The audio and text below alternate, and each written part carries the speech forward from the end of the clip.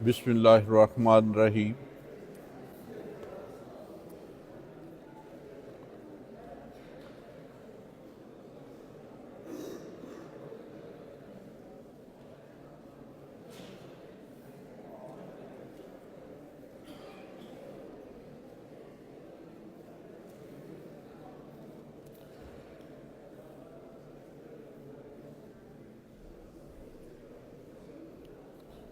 बिस्मिल्लाहिर्रहमानिर्रहीम। मेरे अज़ीज़ साथियों, अस्सलाम वालेकुम।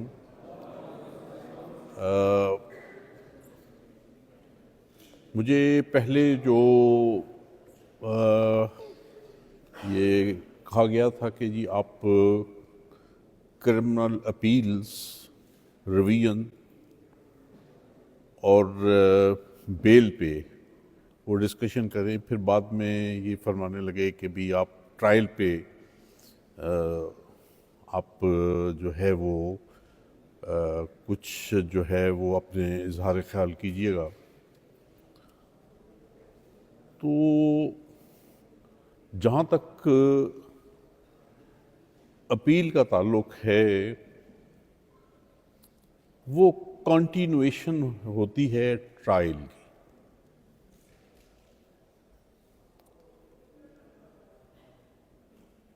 जो क्रिमिनल ट्रायल हैं उनमें वो अब इस वक्त हमारे पास वो 3 किस्म के हैं। एक समरी ट्रायल, आपने ये देखा है कि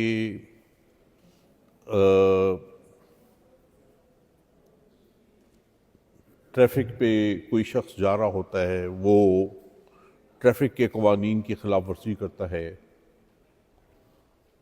तो एक उसको रोक के एक चिट उसको दे दी जाती है। वो चिट नहीं होती, वो एक्चुअली वो एक पुलिस रिपोर्ट बनी हुई होती है, प्रिंटेड। आप उसको जिस तरह हम आम अल्फाज में कहते हैं कि वो चालान सबमिट हो गया, तो आप उसको चालान कह सकती हैं कि ये चालान है। अब चालान का जो लफ्ज़ है, हम आमतौर पर सब ये कहते हैं कि जनाब कोर्ट में चालान सबमिट हो गया, लेकिन आप पूरी सीआरपीसी को जो है वो स्टडी कर लीजिए। सीआरपीसी जो है वो चालान के लफ्ज़ को रिकग्नाइज नहीं करती। जो चालान का लफ्ज़ है वो सीआरपीसी के लिए, जो कोड ऑफ क्रिमिनल प्रोसीजर है हमारा, उसके लिए ये लफ्ज़ एलियन है। अब ये कहाँ से डिराइव हुआ है चालान का लफ्ज़? ये चालान का जो लफ्ज़ है ये हम डिराइव करते हैं, कहाँ से अखज़ करते हैं? पुलिस रूल्स हैं वहाँ से। वहाँ पे जो परफॉर्मा बना हुआ है कि जब कोई अक्यूज्ड गिल्टी डिक्लेयर होता है, तो गिल्टी डिक्लेयर होने के बाद उसके अगेंस्ट जो एक प्रेसी बन के जो है वो जाती है, उसको वो चालान का लफ्ज़ वो कहते हैं। लेकिन जो सीआरपीसी है उसको आप देखिए, तो सीआरपीसी में चालान का लफ्ज़ नहीं है। 173 की जो है सेक्शन, वो कहता है report of a police officer. हम उसको चालान नहीं कहते बल्कि report of a police officer. अब क्यों ये report of a police officer कहा जाता है और चालान क्यों नहीं कहा जाता? अगर कोई जज साहब जो हैं उनके पास एक ऐसा केस सबमिट होता है जिसमें कि अक्यूज्ड के अगेंस्ट एलिगेशंस जो हैं वो फॉल्स डिक्लेयर हो जाती हैं और वो कहते हैं कि जनाब ऐसा कोई वाक़या नहीं होता, तो इस केस से में एफआईआर जो है उसको कैंसिल कर दिया जाए या उसके बेल बॉन्ड्स जो हैं उनको डिस्चार्ज कर दिया जाए। वो जो डिस्चार्ज का लफ्ज़ इस्तेमाल होता है वो एक्चुअली लफ्ज़ वो डिस्चार्ज होता है, डिस्चार्ज ऑफ श्योरिटी बॉन्ड्स। आप 173 सेक्शन उसका सब सेक्शन 3 अगर देखिए तो उसमें आप ये होगा कि यही लिखा हुआ है उसमें कि जो श्योरिटी बॉन्ड्स हैं वो उनको जो है वो कोर्ट डिस्चार्ज करेगी, कि वो श्योरिटी के ऊपर एक जो बर्डन है वो बर्डन को कहेगी कि भाई अब आप पे ये बर्डन नहीं रहा, मैंने इस केस को कैंसिल कर दिया। और पुलिस रूल्स में उसके मुताबिक ये होता है कि मैजिस्ट्रेट उस केस को कैंसिल करता है और फिर उसके बाद उसकी जो रिपोर्ट इब्तदाई है, अब वहाँ पर रिपोर्ट इब्तदाई के मतलब भी मैं अभी आपसे कुछ थोड़ा सा गुजारिश करता हूँ। रिपोर्ट इब्तदाई जो है उस पर एक रेड क्रॉस यूँ लग जाता है कि ये मैजिस्ट्रेट साहब ने इस केस को ख़त्म कर दिया है, इस रिपोर्ट इब्तदाई को कैंसिल कर दिया है।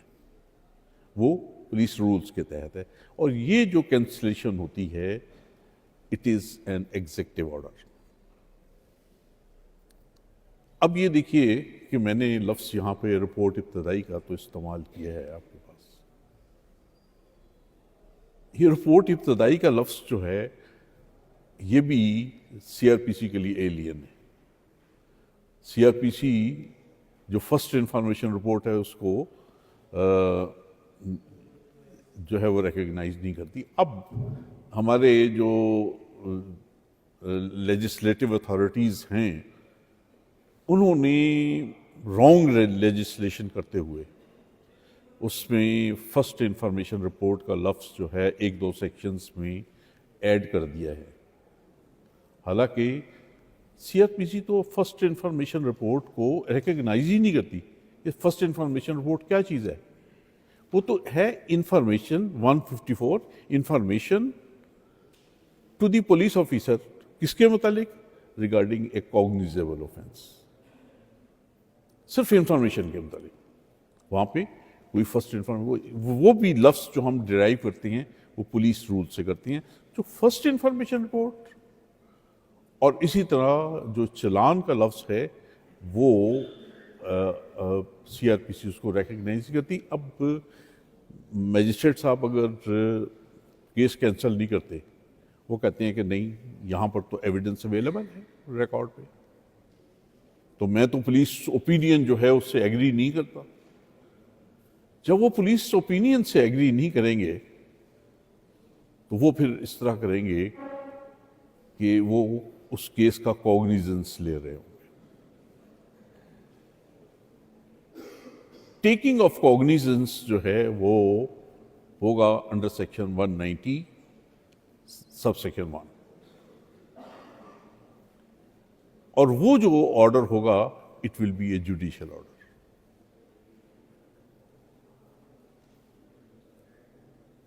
और अगर वो उसमें ये कह देती हैं कि जनाब इसका चलान सबमिट करें, तो इसका मतलब ये है कि वो इनडायरेक्टली अपने जुडिशियल ऑर्डर में कह रहे हैं कि उसको गिल्टी डिक्लेयर करें, तो that will be an illegal order. वहां पे ये होगा कि आप अपनी रिपोर्ट सबमिट करें, वो चाहे तो उसमें कॉल नंबर 2 में उस एक्यूज को रख के कि जनाब ये मेरी तो इन्वेस्टिगेशन में ये इनोसेंट है, कोई ऐसा वाकया हुआ ही नहीं, लिहाजा मैं इसको चलान नहीं कर सकता, मैं इसको कॉल नंबर 2 में रख के तो ये पुलिस रिपोर्ट अपनी सबमिट कर रहा हूँ। या वो ये भी कह सकता है कि मैं सबमिट नहीं करता जी रिपोर्ट, आप जो इसमें अप्रोप्रिएट विटनेसेस हैं मैं उनकी लिस्ट ऑफ विटनेसेस दे देता हूँ, डॉक्यूमेंट्स पे आप कॉग्निजेंस आपने ले लिया, आप आगे प्रोसीड कीजिए। अब देखने वाली बात जो है वो सेक्शन 190 सब सेक्शन 1 है कि a magistrate of the first class और any other magistrate specially empowered in this behalf by the provincial government on the recommendation of the High Court may take cognizance of an offense. Cognizance किसका लेगा? Offence का। वो offender का offence नहीं लेगा। Offence का cognizance लेने के बाद वो ए बी सी जो भी जिसको वो समझता है कि मैंने इसमें उसको तलब करना है, तो वो उसको तलब कर लेगा। अब कॉग्निजेंस का लफ्ज यहां पे आया है कि कॉग्निजेंस क्या है?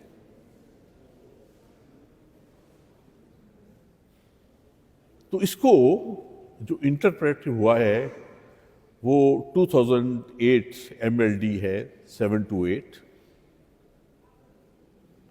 उसमें जो है वो इंटरप्रेट किया गया है।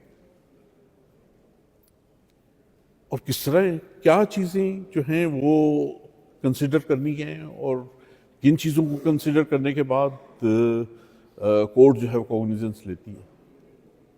ये कोर्ट के सामने पुलिस रिपोर्ट आ जाती है, तो वो अगर ये उसमें लिख दे कि जनाब पुलिस रिपोर्ट ये मेरे पास पेश हुई है, तो मुल्ज़मान को जो फलां फलां तारीख के लिए तलब किया जाए, ये गलत है। ये एक कोई जुडिशल ऑर्डर नहीं है जहां पर एप्लीकेशन ऑफ माइंड हुआ।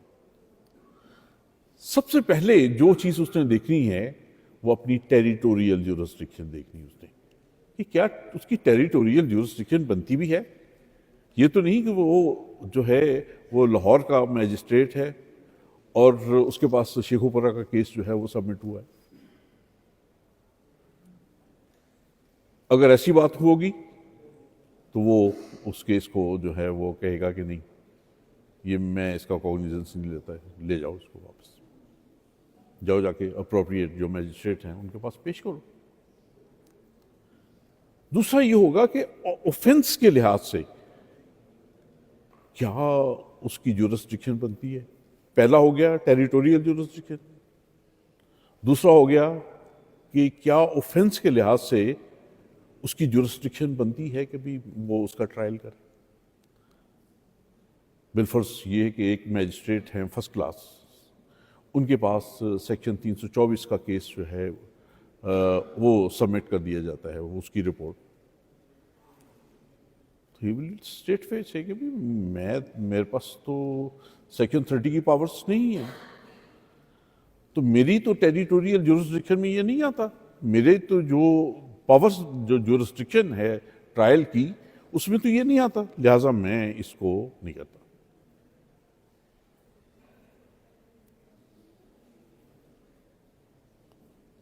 फिर उसने ये देखना है कि क्या जो एलिगेशंस लगी हैं उनसे कोई जुर्म बनता भी है या कि नहीं बनता। ये तो नहीं कि भी आंखें बंद करके कि जनाब चलान आज पेश हुआ है, दर्जे रजिस्टर हुए और फलां फलां तारीख के लिए मुल्ज़मान को तलब कर दिए, ये क्या ऑर्डर हुआ? Is it is judicial order? क्या यहाँ पर एप्लीकेशन ऑफ माइंड हुआ है? क्या उसने कॉग्निजेंस लिया है? ये तो उसने तो कॉग्निजेंस लिया ही नहीं। वो तो एक ऐसा ऑर्डर कर दिया उसने जिस ऑर्डर के को अगर आप सिक्योरिटाइज करें तो उस ऑर्डर के मुताबिक जो उसका कॉग्निजेंस लेने के लिए अप्रोप्रिएट उसके जो फैक्टर्स हैं वो तो उसने वहाँ पर पूरे ही नहीं किए।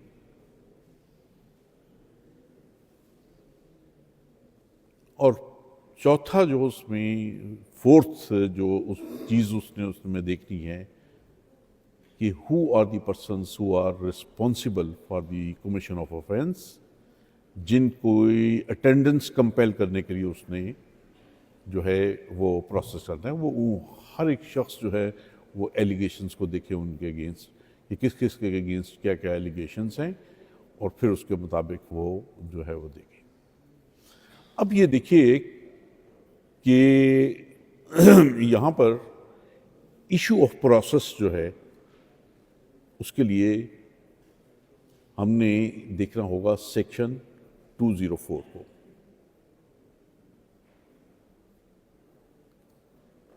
और सेक्शन 204 क्या कहता है? सेक्शन 204 ये कहता है कि अगर रीजनेबल ग्राउंड्स एग्जिस्ट करते हैं to proceed with the trial, reasonable grounds exist करते हैं to proceed with the trial, तो फिर कोर्ट जो है उसका प्रोसेस इशू करेगी to compel the attendance of the accused. और अब प्रोसेस जो है वहाँ पर जो इशू होना है वो दो किस्म का है। समन भी जारी हो सकती है, वारंट भी जारी हो सकती है। तो कोर्ट कहाँ से डिटरमिन करेगी कि हमने इसमें समन जारी करने या मैं इसमें वारंट जारी करूं? तो यही सेक्शन ये बताता है कि शेड्यूल 2 जो है उसका कॉलम नंबर 4 जो है उस पे आप चले जाएं। अगर वहां पे समन्स लिखा हुआ कि ये यहां पे समन्स जो हैं वो भेजे जाएं, तो एट द फर्स्ट इंस्टेंस जो है वो मस्ट है कि वहां पर समन्स जारी किए जाएं। अगर वारंट जारी कर दिए जाते हैं तो that will be an illegality. और अगर वहां पे वारंट लिखा हुआ है तो वहां पर कोर्ट की डिस्क्रिशन है कि कोर्ट समन्स भी जारी कर सकती है, वारंट भी जारी कर सकती है। ये कोर्ट की डिस्क्रिशन है कि कोर्ट वहां पर क्या करती है। दोनों प्रोसेस, वो दोनों में से किसी एक प्रोसेस को जो है वो सिलेक्ट कर सकती है कि मैं इसमें समन्स जारी करता हूं, मैं इसमें वारंट जारी करता हूं। उसके लिए हमें जो सीआरपीसी के आखिर में ना जहाँ पे हम देखते हैं कि इस केस में ये बेलेबल है या कि नॉन बेलेबल है, वहीं पर ये समन्स और वारंट लिखा हुआ है। वहीं पे लिखा हुआ है कि ये कॉग्निजेबल है कि shall not arrest without warrant, non cognizable. और अगर लिखा हुआ है कि मे अरेस्ट विदाउट वारंट, तो इसका मतलब हुआ कि ये कॉग्निजेबल है। तो शेड्यूल 2 अप्रोप्रिएट जो है वो होगा हमारे लिए इस सिलसिले में। अब जो इसमें लफ्ज आता है रीजनेबल ग्राउंड्स, रीजनेबल ग्राउंड्स को हमने देखना है कि जो सुपीरियर कोर्ट्स हैं हमारी, उन्होंने कैसे इसको इंटरप्रेट किया है कि ये रीजनेबल ग्राउंड्स क्या मतलब है।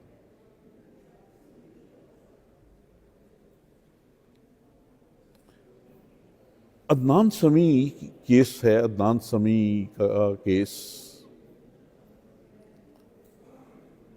ये 1998 सुप्रीम कोर्ट मंथली रिव्यू है, 922 पेज उसका। तो उसमें इसको जो है इंटरप्रेट किया गया है कि रीजनेबल ग्राउंड्स को इस तरह हम डिटरमिन करेंगे कि आप जो एलिगेशंस हैं अक्यूज के अगेंस्ट, वो एलिगेशंस लिख लीजिए। और एलिगेशन लिखने के बाद आप ये देखिए कि अगर इन एलिगेशंस को रिबट ना किया जाए, अगर आप रिबट नहीं करते, तो क्या उन एलिगेशंस के बेसिस पर उस अक्यूज्ड की कन्विक्शन हो सकती है? अगर तो वो एलिगेशंस ऐसी हैं कि उसकी कन्विक्शन हो सकती है, तो फिर वो सफिशिएंट रीजंस हैं to proceed with the trial. और अगर वो एलिगेशंस इतनी वेग हैं कि उसकी कन्विक्शन नहीं हो सकती, तो फिर प्रोसेस जारी मत करें। वो फिर सफिशिएंट ग्राउंड्स नहीं है to proceed with the.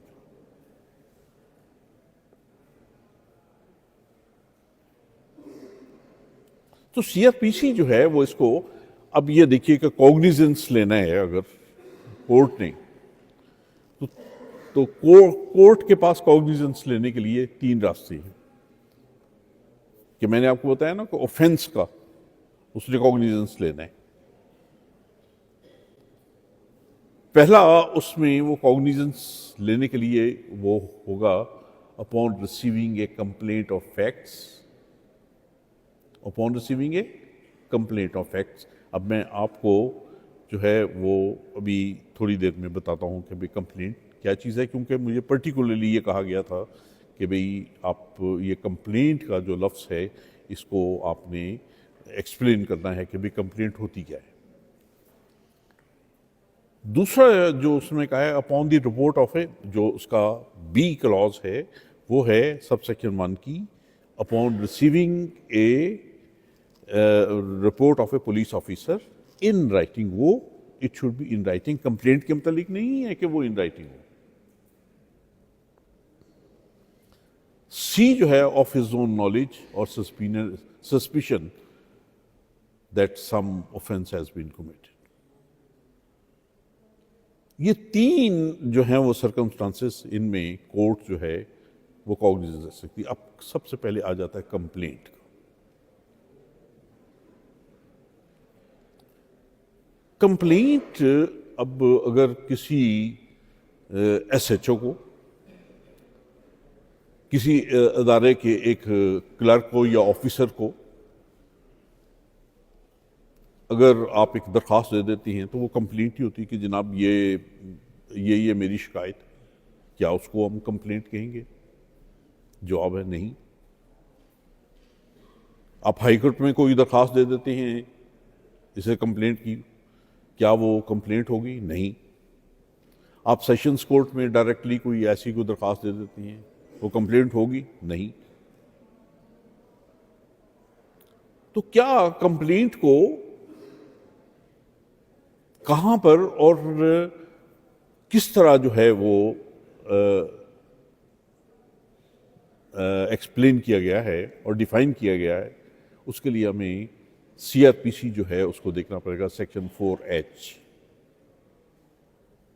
CrPC का, कि complaint means the allegations made hourly. अब ये देखिए यहां पर ऑरली का लफ्ज आ गया है, वहां पे देखें, इसीलिए कंप्लेंट का है कि upon a complaint of facts, कि complaint means the allegations made orally और in writing to a magistrate. Particularly है कि to a magistrate with a view to taking his action that some person, whether known or unknown, has committed an offense. अब मैंने आपको क्या अभी बताया थोड़ी देर पहले कि इस 173 की रिपोर्ट जो है उसको हम कहेंगे कि report of a police officer, हम उसको चालान नहीं कहेंगे। तो इसमें एक एक्सक्लूजन आ जाती है, it does not include the report of a police officer. Complaint की डेफिनेशन में एक चीज आ जाती है कि इट डज नॉट अपना include the report of a police officer, वो उसको एक्सक्लूड कर दिया।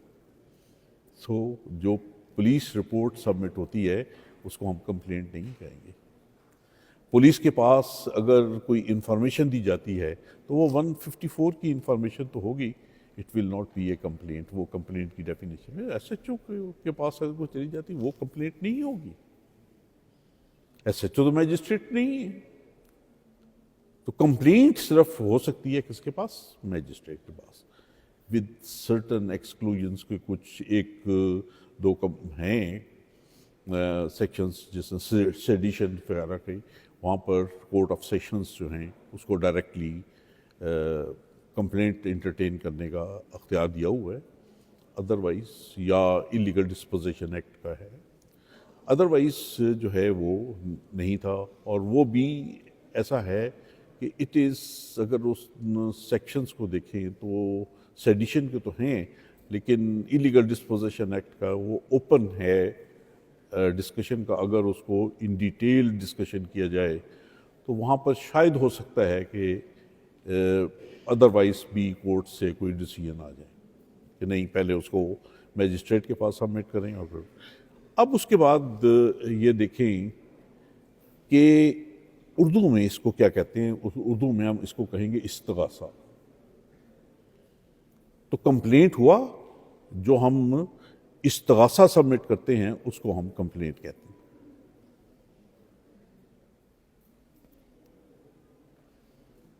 और सबसे जो कमांडिंग पोजीशन में लायर होता है वो इस इस्तगासे में ही होता है कि वो एलिगेशंस को फॉर्मुलेट करता है, और फॉर्मुलेट करने के बाद वो देखिए कि जो उसका प्रोसीजर है उसके तहत एविडेंस को कोर्ट के सामने पेश करता है।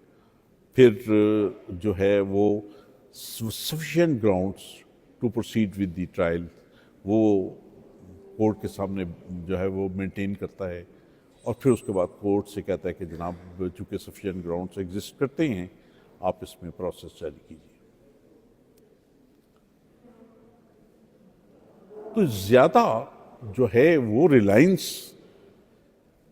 और जहाँ पर किसी लायर जो है वो उसकी स्किल जो है उसका पता चलता है, वो कंप्लेंट ही होती है। कंप्लेंट में कि कितनी अच्छे तरीके से ये कंप्लेंट जो है वो बनाई गई। अब दूसरा आ जाता है report of a police officer. वो मैं आपके सामने जो है वो पहले एक्सप्लेन कर चुका हूँ कि भी जो पुलिस इन्वेस्टिगेशन कर हो जाती है तो फाइनली जो वो अपनी रिपोर्ट सबमिट करते हैं, वो रिपोर्ट जो है उसको ये कहते हैं। अब उसके बाद आ जाता है इसका सेक्शन 190 का सब सेक्शन 2, जो कि पहले सब सेक्शन 3 हुआ करता था, कि अगर कोई ऐसा केस सबमिट हुआ है विच इज़ एक्सक्लूसिवली ट्रायबल है बाय कोर्ट ऑफ सेशंस, तो मैजिस्ट्रेट उस में जो रिपोर्ट है वो उसको सेंट अप कर देगा to the court of sessions without recording any evidence.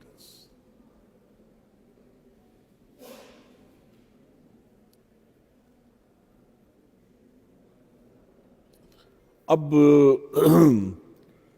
ये देखिए कि एक नॉर्मली प्रोपोजिशन जो है वो पुट की जाती है, वो ये कि भी court of sessions is not a court of original jurisdiction. आप इसके बारे में क्या कहते हैं? तो उसमें ये है कि जब मैजिस्ट्रेट सेंट अप कर देता है पुलिस रिपोर्ट को, कंप्लेंट को, या अपनी इंफॉर्मेशन के तहत वो बिलफर्ज कोई 174(6) की वो इंक्वायरी कर रहा है, उसमें वो देखता है कि ऐसी एलिगेशंस मौजूद हैं और वो सेंट अप कर देता है to the court of sessions, तो या उसकी वो कोर्ट में बैठा हुआ है और एक शख्स आता है और आकर शोर मचाना शुरू कर देता है। वो उसकी जो जुडिशियल प्रोसीडिंग्स जो है वो उनको इंटरप्ट करता है, उसको एविडेंस नहीं रिकॉर्ड करने देता। तो यहाँ पर वो एक ऑफेंस का मुर्तकब हो रहा होता है। तो कोर्ट के पास जो है वो section 190 sub section 1 class C के तहत ये अख्तियार है कि वो अस खुद उसका वो वहाँ पर नोटिस लेके, उसका कॉग्निजेंस लेके वहीं भी वो उसका वो ट्रायल कर सकते हैं, समरी ट्रायल भी कर सकते हैं। वो अदरवाइज ये होता है कि सेक्शन 476 से कॉग्निजेंस लेके किसी और मैजिस्ट्रेट के पास, जिसके पास कि वो एरिया हो, तो वो सब्सटेंस ऑफ एलिगेशन लिख के वो उनके पास भी भेज सकते हैं उसको कि जनाब इसका ट्रायल कीजिए। अब ये तीन मैंने आपको बता दिया कि इस्तगासे पे, कंप्लेंट ऑफ फैक्ट्स पे, दूसरा report of a police officer जो है उस पे, जिसको कि आम तौर पर चालान कहा जाता है, और तीसरा ये कि मैजिस्ट्रेट अस खुद जो है वो किसी का कॉग्निजेंस ले, अदालत में वो एविडेंस रिकॉर्ड कर रहा है, वो देखता है कि एक जो गवाह है वो दुरोह का गोई से काम ले रहा है, वो उसके मुताबिक ये है कि बिल्कुल सफ़ेद झूठ जो है वो सामने उसके बोल रहा है। वो उसका वहाँ पर कभी तुम झूठी शहादत दे रहे हो और तुम झूठा हलफ उठा रहे हो, तो उसका कॉग्निजेंस लेकर तो उसका ट्रायल कर सकते हैं। तो ये तीन जो हैं वो मुख्तलिफ हैं। और फिर उसके बाद ये है कि अगर वो एक्सक्लूसिवली ट्रायबल है बाय कोर्ट ऑफ सेशंस तो सेक्शन 193 के तहत 190 सब सेक्शन 2 के तहत वो उसको सेंट अप कर देगा to the court of sessions. और कोर्ट ऑफ सेशंस जो हैं वो फिर दोबारा उसका कॉग्निजेंस लेगा सेक्शन 193 के तहत। और सेक्शन 193 ये जो कहता है कि कोर्ट ऑफ सेशंस जो है वो उसका कॉग्निजेंस लेगा unless it has been sent up by the court of by the magistrate under section 190 subsection 2। अब यहाँ पर आप जो है वो सेक्शन 202 जो है कंप्लेंट की जो सरसरी शहादत है उसको पढ़ते हुए मिसगाइड न होइएगा। वो उसमें ये है कि आज भी चूँकि ये पहले सेक्शन सेंटअप का सेक्शन 190 सब सेक्शन 3 था, तो सेक्शन 202 में वो सेक्शन 190 सब सेक्शन 3 उस वक्त से एग्जिस्ट कर रहा था, तो उसको अभी तक इन्होंने अमेंड करके तो सेक्शन 190 सब सेक्शन वो 2 नहीं किया उसको। वो आज भी 3 चल रहे हैं वहाँ। तो वो एक्चुअली वहाँ पर उसको 3 को अब पढ़ा तो 2 ही जाएगा, क्योंकि सब सेक्शन 3 तो है ही कोई नहीं, कोई सेक्शन एग्जिस्ट ही नहीं करता।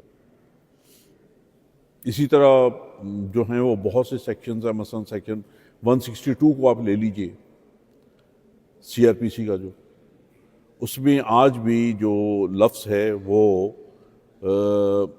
145 एविडेंस एक्ट जो है वो है, और section 32 of the evidence act है। हालांकि एविडेंस एक्ट नाम का कोई स्टैट्यूट जो है वो एग्जिस्ट ही नहीं करता।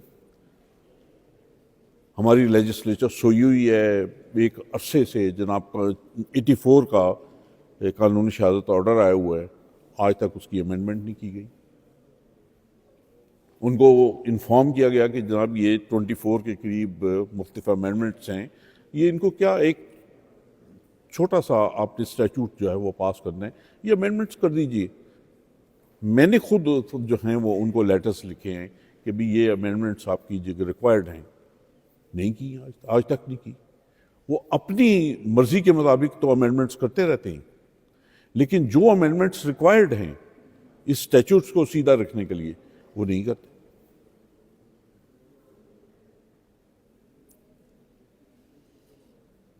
नतीजतन ये कि ये अभी तक सेक्शन 162 और मुख्तलिफ और जगह पर भी अभी तक एविडेंस एक्ट वहाँ पर मौजूद है। हालांकि उनको ये एक छोटा सा स्टैट्यूट जो है वो पास करने से वो उसकी अमेंडमेंट हो सकती है। तो ये था कि पहले ये हुआ करता था कि जितने भी ट्रायल्स जो कि एक्सक्लूसिवली ट्रायबल थे कोर्ट ऑफ सेशंस के, उनकी पहले कमिटमेंट प्रोसीडिंग्स होती थी। और वो कमिटमेंट प्रोसीडिंग्स कौन करता था? Magistrate first class. उनके पास फुल फ्लैच जो है वो इसी तरह ही विटनेसेस आते थे, उनको क्रॉस एग्जामिन करते थे, अक्यूज की भी स्टेटमेंट्स होती थी, और फिर उसके बाद वो देखते थे कि ये जनाब ऑफेंस बनता हमारी नज़र में प्रमा फेशी बनता है, तो उसको कमिट कर देते थे to the court of sessions for trial.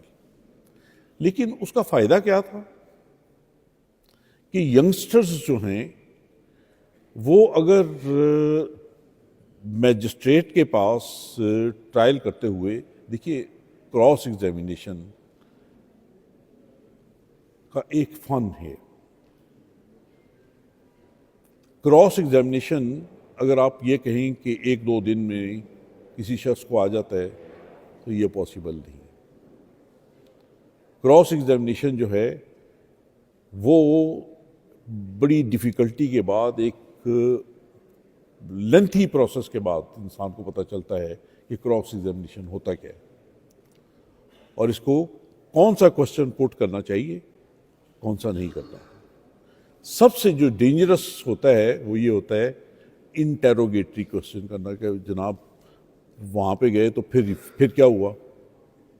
वो जनाब गवाह जो है वो आप उसके हाथ में एक ऐसा हैंडल दे देते हैं कि वो आप जो मर्जी चाहे एक्सप्लेनेशन दे दे, जो मर्जी चाहे अपना केस जो है वो इम्प्रूव कर दे।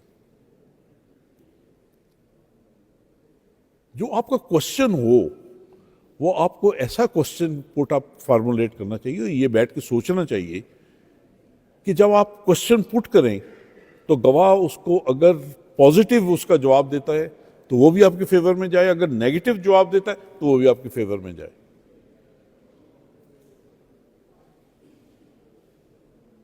ये तो हुआ क्रॉस एग्जामिनेशन।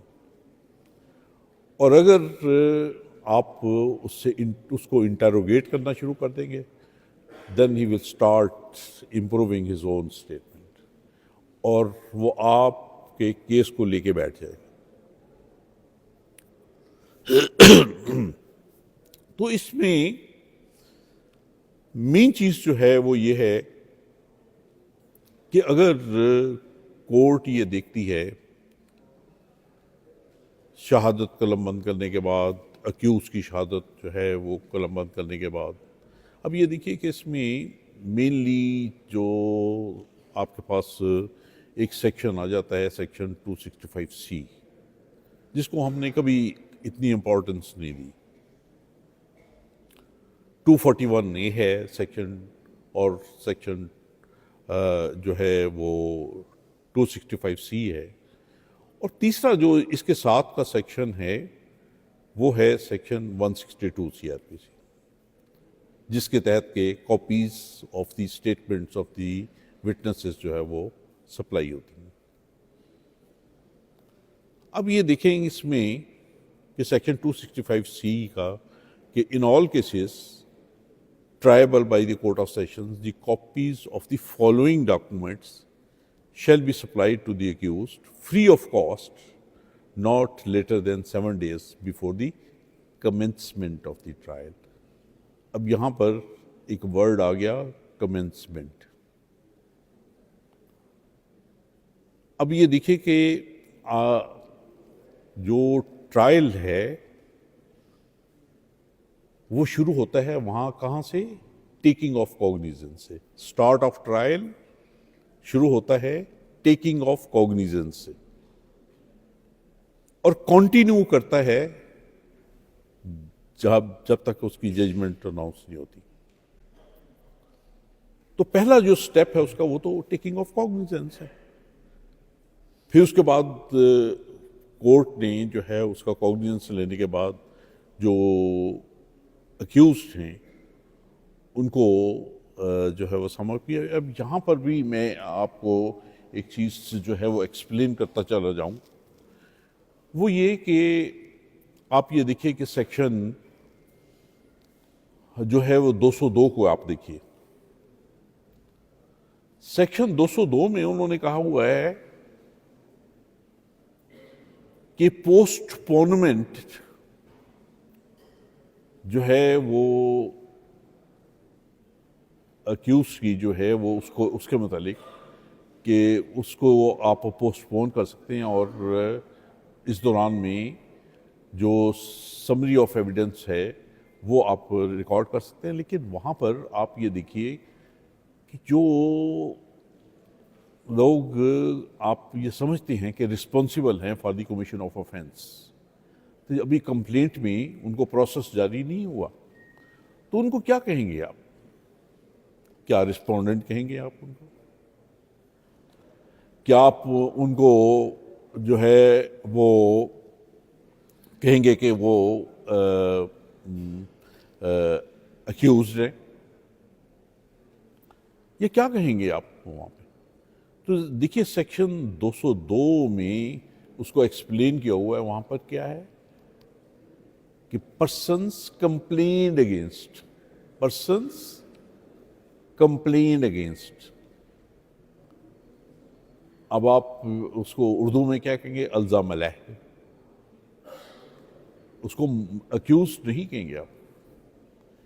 लेकिन जब आप ये देखें कि सफिशिएंट ग्राउंड्स के मतलब आ जाए कि सफिशिएंट ग्राउंड्स एग्जिस्ट करते हैं to proceed with the trial, तो वहां पे सेक्शन 204 में जो किसका है, to compel the attendance of the accused, वहां पे फिर जब आप उसका प्रोसेस जारी करेंगे तो फिर वहां पर वो पर्सन कंप्लेंट से अक्यूज बन जाएंगे।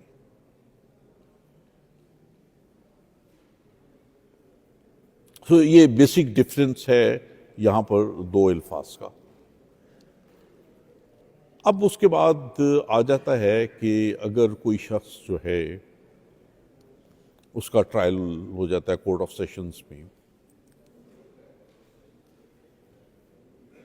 तो ये देखिए कि वो उसकी पुलिस रिपोर्ट जो है वो सबमिट होगी जब, तो पुलिस रिपोर्ट के मुतालिक और कंप्लेंट के मुतालिक भी ये है कि जब मैजिस्ट्रेट साहब के पास वो पुलिस रिपोर्ट सबमिट की जाए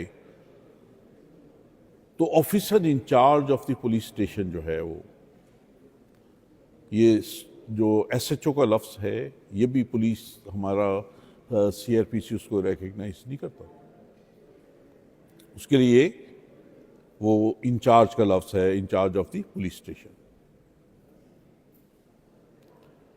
तो in charge of the police station जो है वो विटनेसेस को उस पुलिस रिपोर्ट के साथ कोर्ट में जो है वो पेश कर देगा, और कोर्ट फिर जो वो पब्लिक विटनेसेस होंगे उन सबको सेक्शन 191 के तहत पाबंद कर लेगा कि भाई आप हर तारीख पेशी पे कोर्ट में पेश होते रहेंगे। ये है to avoid the delay in the trial.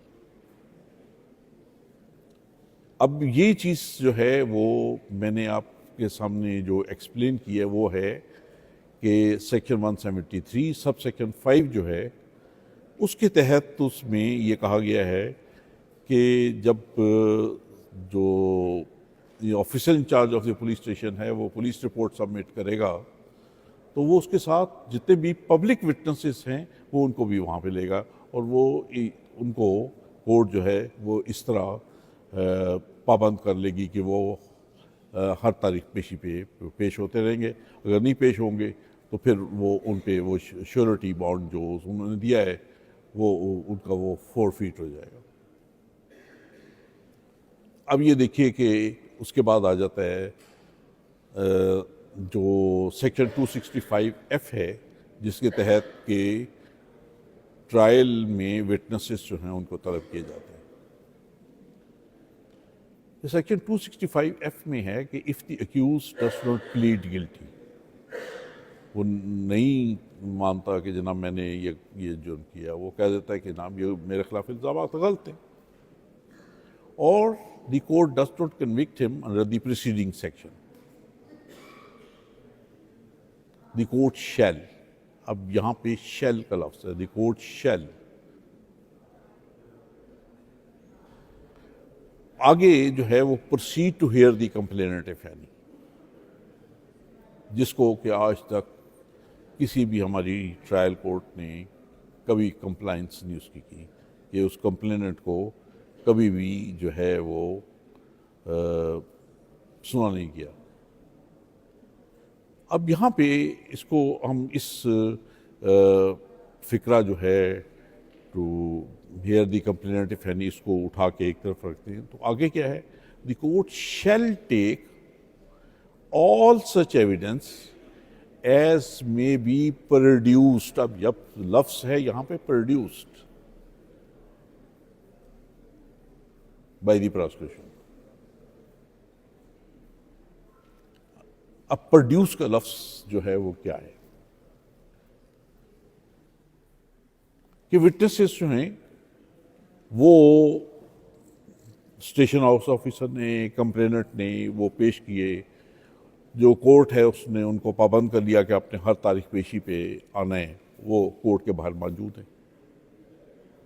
अब प्रोसिक्यूटर वो उनको पकड़ता है और पकड़ के लाके तो कोर्ट में प्रोड्यूस कर देता है। तो यहाँ पर ये प्रोटेक्शन उसकी जो है वो उसको कि वो कोर्ट जो है, court shall take all such evidence as may be produced by the prosecutor.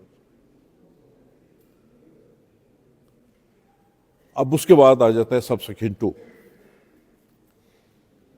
वो किनके मुतालिक है कि जो पब्लिक सर्वेंट्स हैं, डॉक्टर्स हैं, पुलिस ऑफिशियल्स हैं, या कोई और इस किस्म के जो हैं वो ऑफिशियल्स हैं, वो उनके मुतालिक है कि the court shell ascertain from the public prosecutor and as the case may be from the complainant, the names of the witnesses who are acquainted with the facts of the case and shall summon those witnesses। वहां पे क्या था? Produce का लफ्ज।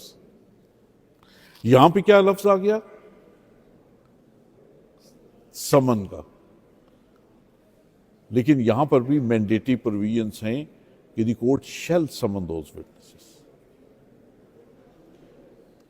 लेकिन यहां पर court के पास इख्तियार भी है वो सबसेक्शन 3 में कि the court may refuse to summon any such witness if it is of the opinion that such witness is being called for the purpose of vexation, delay, or defeating the ends of justice. And such grounds shall be recorded by the court. अब कई दफ़ा होता है कि गवाहान को पेश नहीं किया जाता, प्रोसिक्यूशन एविडेंस जो है वो नहीं पेश की जाती, तो कोर्ट जो है वो एविडेंस क्लोज कर देती है। ये आम पर होता है कि जी फलां की शहादत जो है वो ख़त्म कर दी गई है। सीआरपीसी में तो कोई ऐसी प्रोविजन नहीं है जिसके तहत के कोई शहादत ख़त्म कर दी जाए। वहां पर जो मैक्सिमम अख्तियार जो दिया गया है वो अख्तियार ये दिया गया है कि अदालत जो है रिफ्यूज कर सकती है कि मैं समन नहीं करता।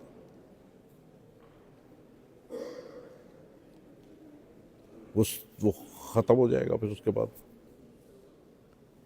लेकिन ये कहना कि जनाब वो कोर्ट ने उसकी शहादत जो है वो ख़त्म कर दी, ये नहीं, ये पॉसिबल ही नहीं है। वो प्रोसिक्यूटर अगर चाहे तो पुलिस को बुला के कहे कि भाई ये गवाह जो है मुझे चाहिए फलां दिन, और वो गवाह अगर आ जाता है और उसको ला के सबसेक्शन 1 के तहत वो उसको प्रोड्यूस कर देता है कोर्ट के सामने, court is bound to record, the court shall take all such evidence as may be produced by the prosecutor. तो वो तो वहाँ पे वो एग्जामिन करे।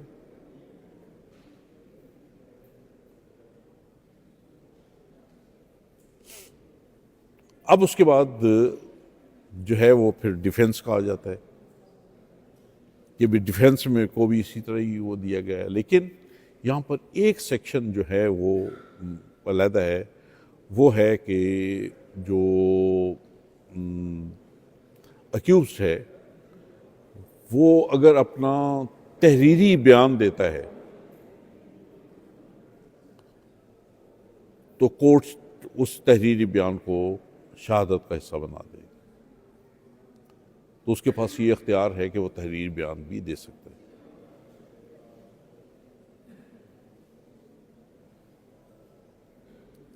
अब मैंने आपके सामने पहले वो सेक्शन 265C का वो कमेंसमेंट का बताया था। उसमें सिर्फ एक ही प्रोविजन को जो है वो उसको मैं मेनली जो है वो आपके सामने ज़्यादा डिस्कस कर लेता हूँ। वो ये है कि ये था कि in all cases initiated upon the report of a police officer, the copies of the following documents shall be supplied to the accused not later than 7 days before the commencement of the trial. तो मैं ये बताना चाह रहा था आपको कि भी एक्चुअली समनिंग कमेंसमेंट नहीं होती, फिर उसके बाद अक्यूज आके पेश हो जाता है, अगर वो जो कमेंसमेंट नहीं है, फिर उसके बाद ये कि सप्लाई ऑफ कॉपीज जो है वो भी कमेंसमेंट नहीं है, और सप्लाई ऑफ कॉपीज के बाद जो नेक्स्ट स्टेज आ जाती है वो सेक्शन 242 की और सेक्शन 265D की आ जाती है, फ्रेमिंग ऑफ चार्ज।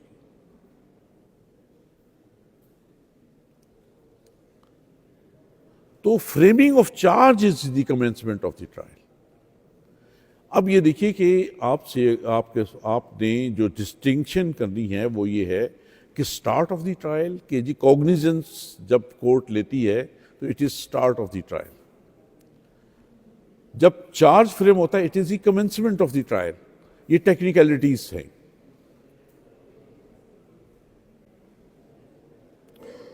मसलन ये कि आप ये देखिए कि इकोनॉमिक्स को अगर आप ले लीजिए तो वहां पर एक लफ्ज़ है यूटिलिटी का,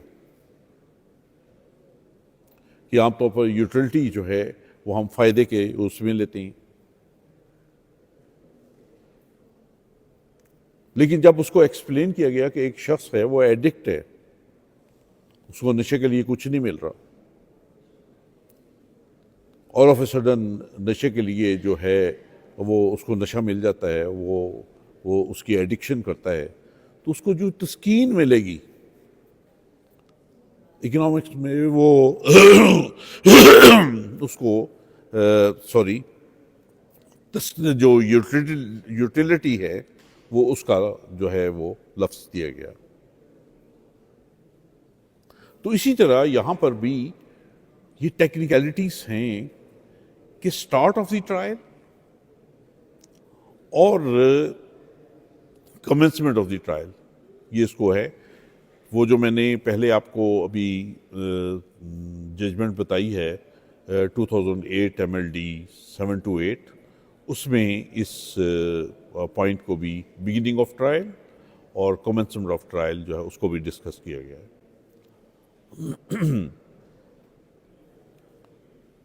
अब उसके बाद आ जाता है कि भी कॉपीज के मुतालिक, copies of the statements of all witnesses, the word uses all witnesses recorded under section 161 and 164 CRPC।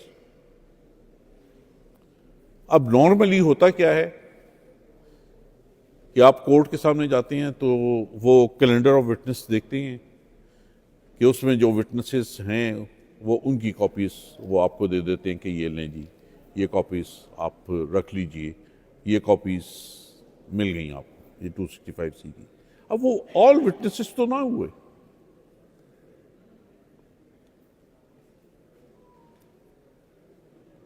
तो ऑल विटनेसेस को जो इंटरप्रेट किया सुपीरियर कोर्ट्स ने वो ये है कि प्रोसिक्यूशन विटनेसेस, डिफेंस विटनेसेस और वो विटनेसेस जो कि इंडिपेंडेंट विटनेसेस हैं, ना प्रोसिक्यूशन को सपोर्ट करती है ना डिफेंस को विटनेसेस, जो जितनी भी एविडेंस उसने इन्वेस्टिगेटिंग ऑफिसर ने कलेक्ट की है उस सारी की सारी शहादत को कहा गया है कि अक्यूज को अवेलेबल कीजिए, अक्यूज को दीजिए। अब इसमें यह हो सकता है कि वो अक्यूज जो है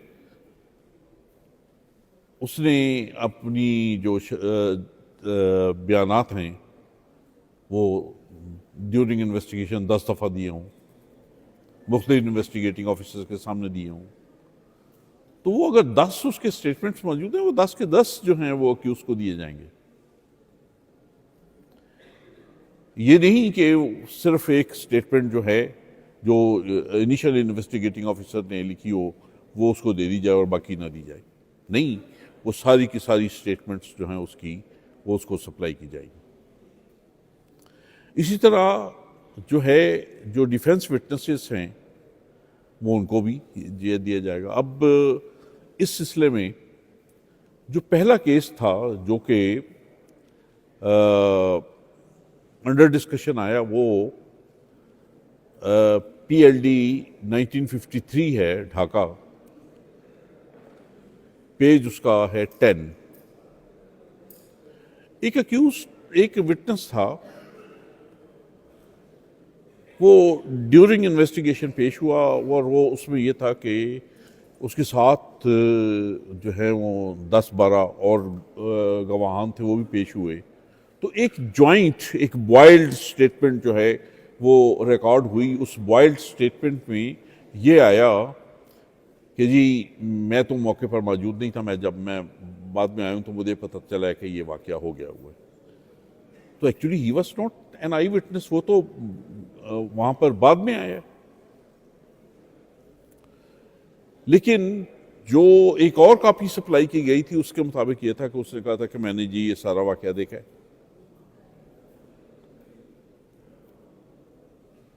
तो ढाका हाई कोर्ट ने ये उसमें कहा कि जो ये कॉपीज है, जी जी आप कोर्ट को अप्लाई करेंगे, कोर्ट ही देती है।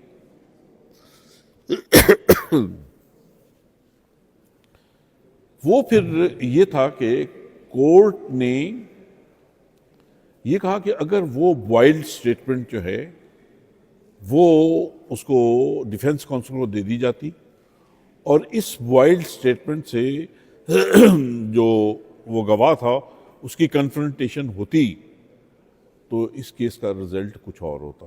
तो डिवीजन बेंच ने उस केस को जो है वो रिमांड कर दिया और कहा कि वो कॉपी सप्लाई की जाए और फिर इसका जो है वो रीट्रायल किया जाए।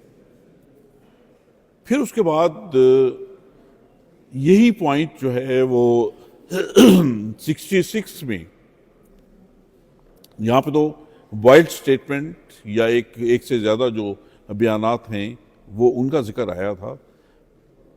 ये 66 ढाका में, ये 66 में बगदादुल जदीद जो कि अब बहावलपुर है हमारा बेंच, तो उसके मुतालिक ये हुआ कि आप इस तरह कीजिए, ये सारी की सारी कॉपीज जो हैं वो हमें दीजिए।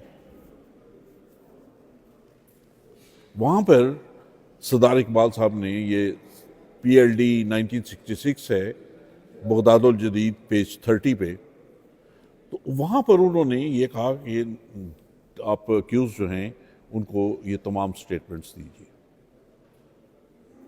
अब उसके बाद आप ये देखिए कि एक और इम्प्रूवमेंट हुई कि ये 1969 आ गया। 1969 में प्रोसिक्यूटर जो है वो उन्होंने एक टर्न लिया और टर्न लेने के बाद उन्होंने कहा जनाब बात यह है कि जितने भी हमारे प्रोसिक्यूशन विटनेसेस थे उनकी सबकी हमने स्टेटमेंट्स दे दी हैं, ये बाकी तो गवाहान ही नहीं है, ये बाकी तो 161 की स्टेटमेंट्स ही नहीं है, ये तो जिम्नियों का हिस्सा है, तो हम तो इनकी कॉपीज नहीं देते, ये तो सेक्शन 172 जो है उसके तहत प्रोटेक्टेड है।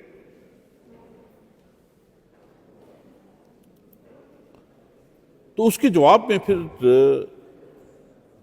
जस्टिस अताउल्लाह सजाद मरहूम जो हैं उन्होंने कहा कि भाई आपके पास ये CRPC पड़ी हुई है, आप ये जो केस डायरीज के अंदर दरियाफ्तें लिख देते हो, ये बताओ किस सेक्शन ऑफ लॉ के तहत लिखते हो। और जी 172, उन्होंने कहा 172 पढ़ लो कि वहां पर आपको कहाँ अख्तियार मिलता है कि भी आप किसी का को बयान लिखो। आपको सिर्फ एक सेक्शन ऑफ लॉ जो है वो अख्तियार देता है to record the statement of a witness, वो है वो सेक्शन 161। तो बयानात चाहे आपने सेपरेटली लिखे हों या केस डायरी में लिखे हों, वो सारे के सारे 161 की स्टेटमेंट्स हैं, दीजिए कॉपीज आप इनको। बड़ा खूबसूरत छोटी सी जजमेंट है, लेकिन बड़ी खूबसूरत जजमेंट उन्होंने लिखी है। फिर ये बहुत डिटेल्ड डिस्कशन हुई भुट्टो केस में, ये PLD 1979 सुप्रीम कोर्ट जो है पेज 53 उसमें। लेकिन फिर उसके बाद जो है वो in the mean while amendment हो गई थी, हमारे जो कमिटमेंट प्रोसीडिंग्स ख़त्म हो गई, और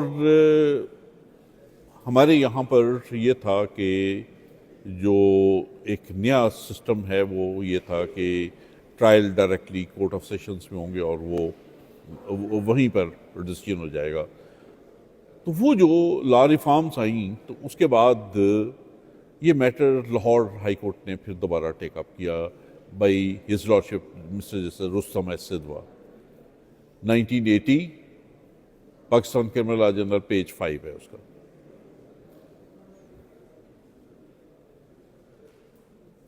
उसमें उन्होंने कहा कि आपने यहां पर जो विटनेस का लफ्ज है उसको प्लेन जो है वो मीनिंग देनी है कि विटनेस का क्या मतलब है। आप इसका मतलब ये नहीं है कि बी प्रोसिक्यूशन विटनेसेस, वो शख्स जो जिसको किसी भी केस के मतलब कोई भी नॉलेज है, ही इज ए विटनेस। फिर वहाँ पर यह भी क्वेश्चन आया कि जनाब बात यह है कि एक अक्यूज है वो इनोसेंट डिक्लेयर हुआ है, तो ठीक है, उस अक्यूज को उसकी इनोसेंस के मतलब जो एविडेंस रिकॉर्ड हुई है वो दे दीजिए, दूसरे अक्यूज को क्यों दी जाए। Thank you, sorry. तो उसमें भी उन्होंने कहा कि नहीं, आपने जब अक्यूज्ड को स्टेटमेंट्स देनी है तो जितनी अवेलेबल एविडेंस आपके पास है वो सारी की सारी उनको देनी, और कहा कि कॉपीज दें आप इनको। जी,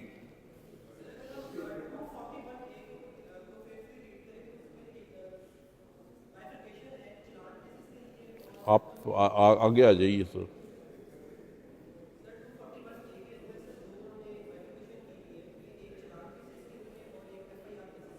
जी,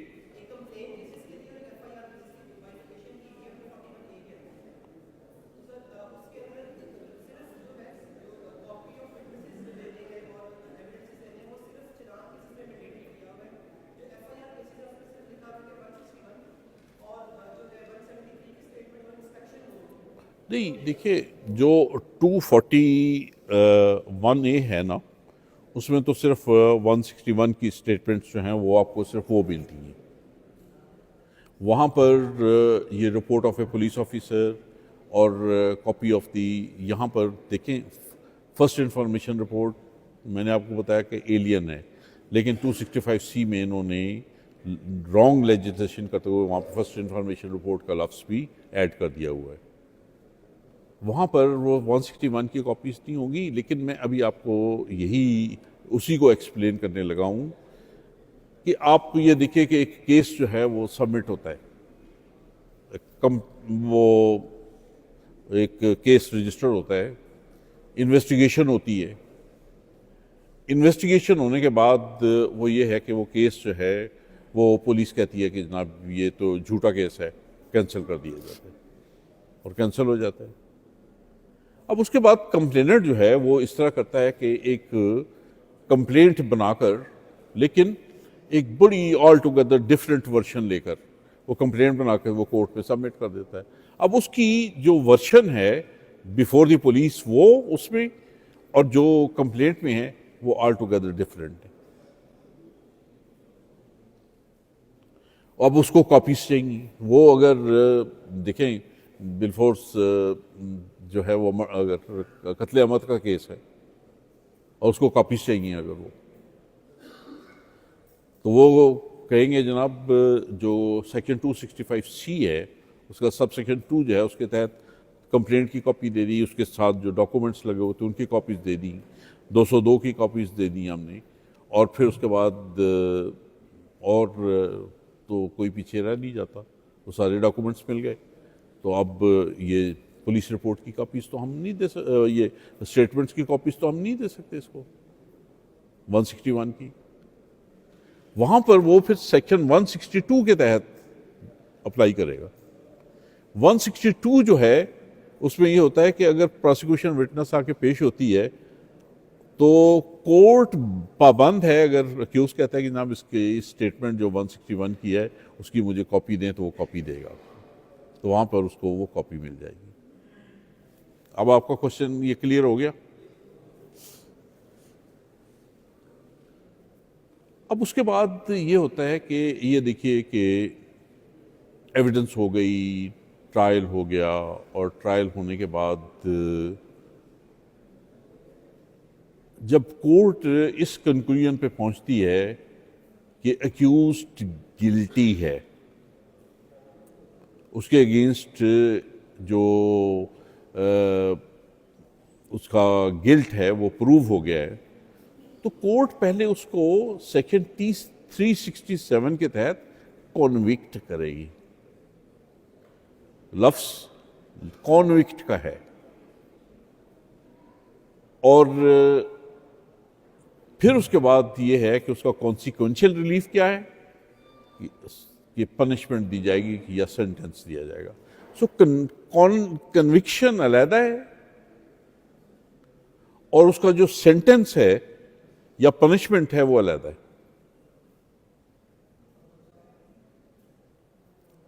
ये ऑल टुगेदर डिफरेंट हैं। अगर किसी अक्यूज्ड को गिल्टी डिक्लेयर करने के बाद, कन्विक्ट करने के बाद उसको जो है वो कन्विक्शन का लफ्ज इस्तेमाल नहीं किया जाता कि भाई ये गिल्टी डिक्लेयर हुआ है लेकिन इसको मैं कन्विक्ट करता हूं, स्ट्रेट वे सेंटेंस पास कर दिया जाता है, तो वो that will be an illegal judgement. अब ये देखिए कि इस केस को बहुत जगह पर जो है वो एक्सप्लेन किया गया, लेकिन मेनली जो इस केस को जो है एक्सप्लेन किया गया था वो ये नवाज शरीफ का केस था।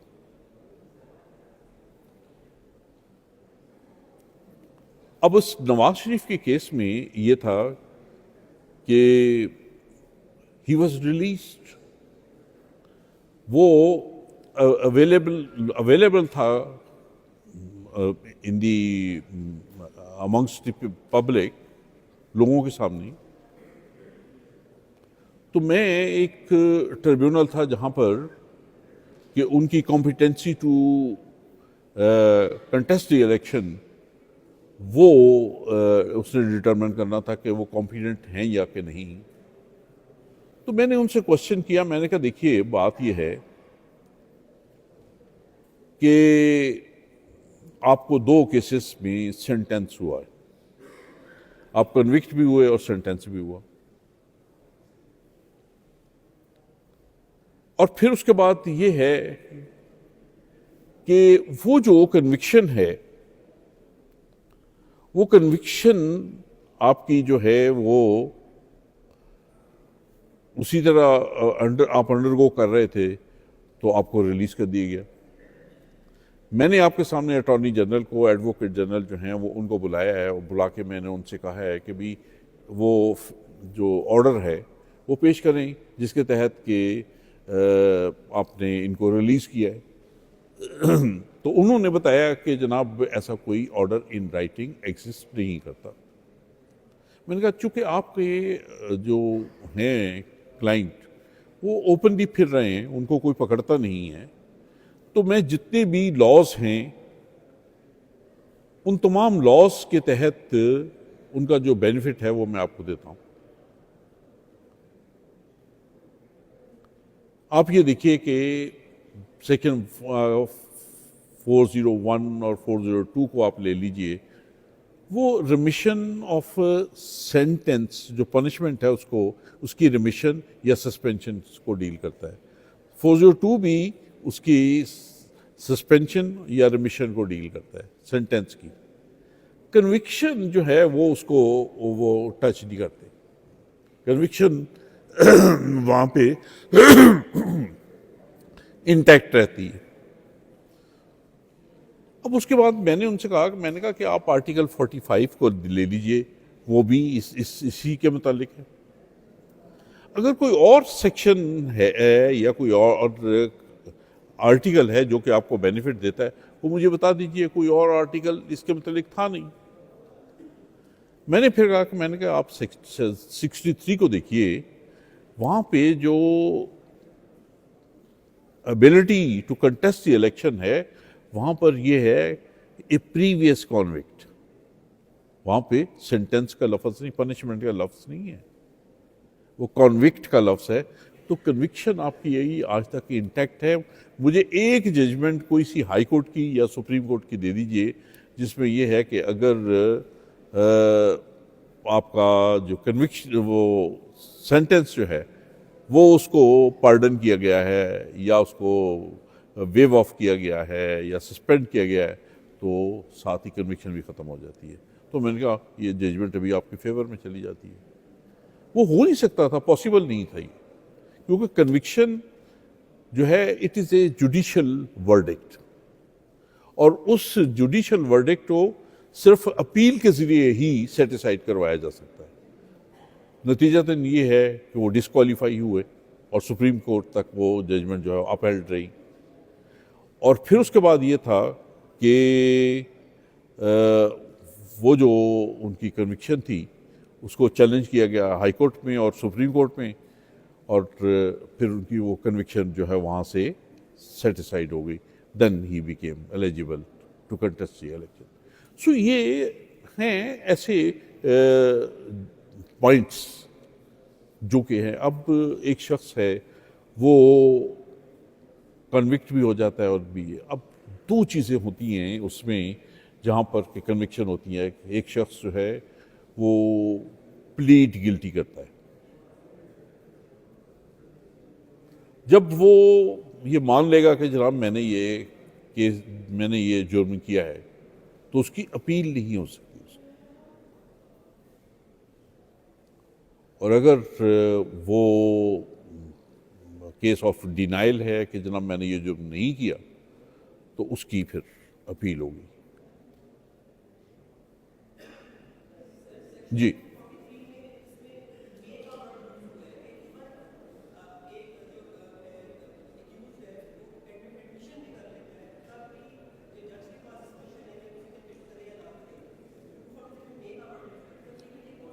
नहीं देखिए मेरी बात सुनिए, अगर वो एडमिट कर लेता है, देखिए एडमिशन में और कन्फेशन में फ़र्क है। एडमिशन और कन्फेशन में फ़र्क है। अब आप ये देखिए कि अगर एक शख्स के अगेंस्ट आप ये कहते हैं कि आपके अगेंस्ट चार्ज में कि ये एलिगेशंस हैं, आपको इकबाल है या कि इनकार है, वो वहाँ पे कहता है कि जनाब इकबाल है, ये कन्फेशन नहीं होगा। आप बैठ जाइए, वो कन्फेशन नहीं होगा। कन्फेशन फिर ये होगा कि वो उसके जो अल्फाज हैं उनको रिकॉर्ड किया जाए। उन अल्फाज को अगर फार्मुलेट करें आप, तो उससे कमीशन ऑफ सम ऑफेंस बनता हो, तो फिर वो कन्फेशन है। लेकिन कोई चीज़ जो है वो अगर वो मान लेता है कि जनाब ये चीज़ ऐसे हुई है, तो वो एडमिशन आ जाएगा। वो हर कन्फेशन जो है वो एडमिशन नहीं होता।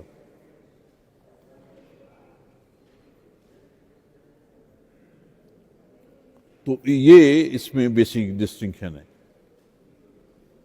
अब अगर कोई कन्फेशन कर लेता है कोई शख्स, और कन्फेशन करने के बाद उसकी कन्विक्शन हो जाती है, आप लायर हैं, आपके पास वो आ जाता है, आपके पास दो रास्ते हैं।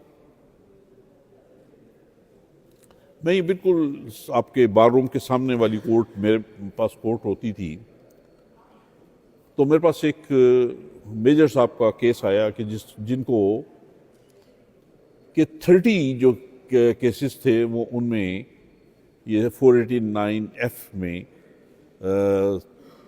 3 साल सजा हुई थी और वो 3 साल ऑलरेडी जो है वो सजा भुगत चुके थे।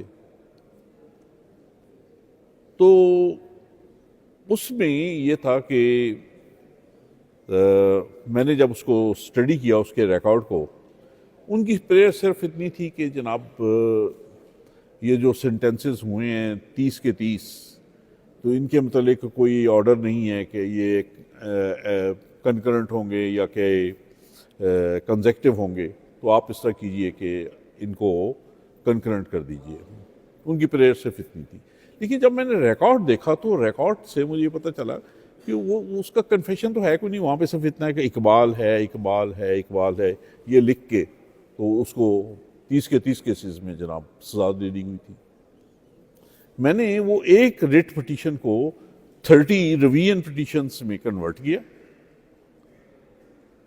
कन्वर्ट करके तो उसका नोटिस दिया, और नोटिस देने के बाद ये था कि वो कन्विक्शन और सेंटेंस उसके जो हैं वो सेटिस्फाइड की। अब मेरे पास एक ऑप्शन ये थी कि मैं उसका रीट्रायल के लिए ऑर्डर कर देता लेकिन ये था कि वो ऑलरेडी 3 साल की सजा जो है वो भुगत चुका था, तो ये अप्रोप्रिएट नहीं था कि उसका फर्दर ट्रायल जो है वो उसके ऑर्डर्स किए जाते। नतीजा ये था कि ये कहा गया कि भाई उसको रिलीज किया जाए फोर्थवेथ।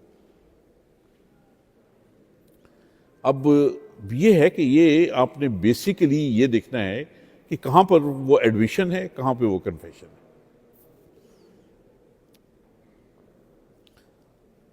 अब दूसरा आ जाता है कि वो केसेस जिन केसेस में कि सेंटेंस 7 इयर्स या 7 इयर्स से जो है वो कम है,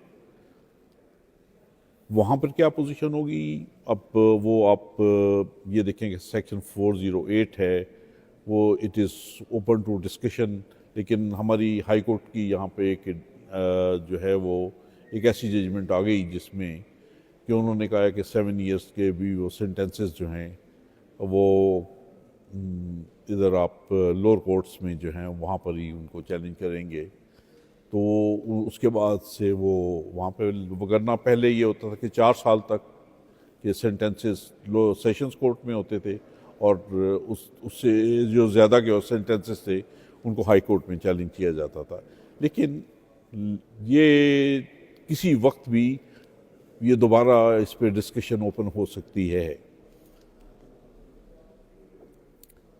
अब जो सेंटेंसेस हैं बाकी ये डेथ सेंटेंस, उस डेथ सेंटेंस के मतलब ये है कि सेक्शन 373 है, उसके तहत ये होता है कि जजमेंट की कॉपी जो है वो इमीडिएटली प्रोसिक्यूटर जो है वो उसको दे दी जाएगी, और कन्विक्शन है तो फिर वो उसकी जजमेंट की कॉपी जो है फ्री ऑफ कॉस्ट की उसको दे दी जाएगी कि वो ताकि अगर अपील करना चाहता है तो वो अपील का फाइल कर दे उसकी।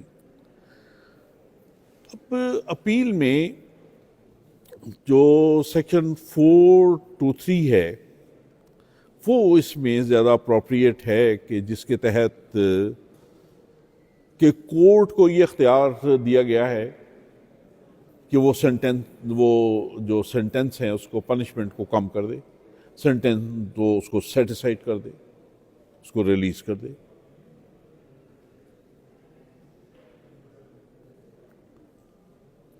और फिर उसके बाद ये है कि रिवीजन में ये है कि सिर्फ ये जगह है जहाँ पर कि उसको इन्हांस करने का, अगर बिलफर्ज एक शख्स है उसको लाइफ इम्प्रिजनमेंट हुई है, लेकिन फैक्ट्स ऑफ द केस जो हैं वो से ये उसका डेथ सेंटेंस बनता है, तो वो उसके सेंटेंस को इन्हांस भी कर सकते हैं। अब यहाँ पर ये देखिए कि जो एपीलेट जुरिस्डिक्शन है वो ये भी है कि अगर कोई शख्स जो है वो अक्विट हो गया है तो सेक्शन 417 जो है वो उसके तहत उसका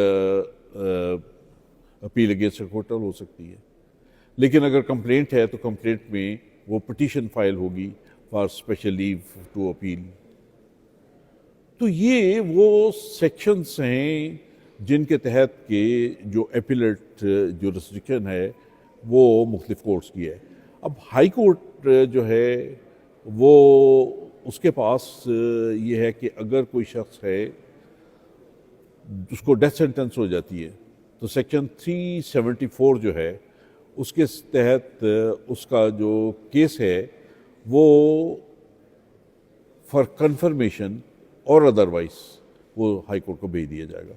वो शख्स है वो अपील नहीं करता अपने सेंटेंस के अगेंस्ट, लेकिन इवन देन जब उसका डेथ सेंटेंस जो है उसकी कंफर्मेशन और अदरवाइज कोर्ट कंसिडर कर रहे होते हैं वो सेटिसाइड भी कर सकती है उसकी कन्विक्शन को।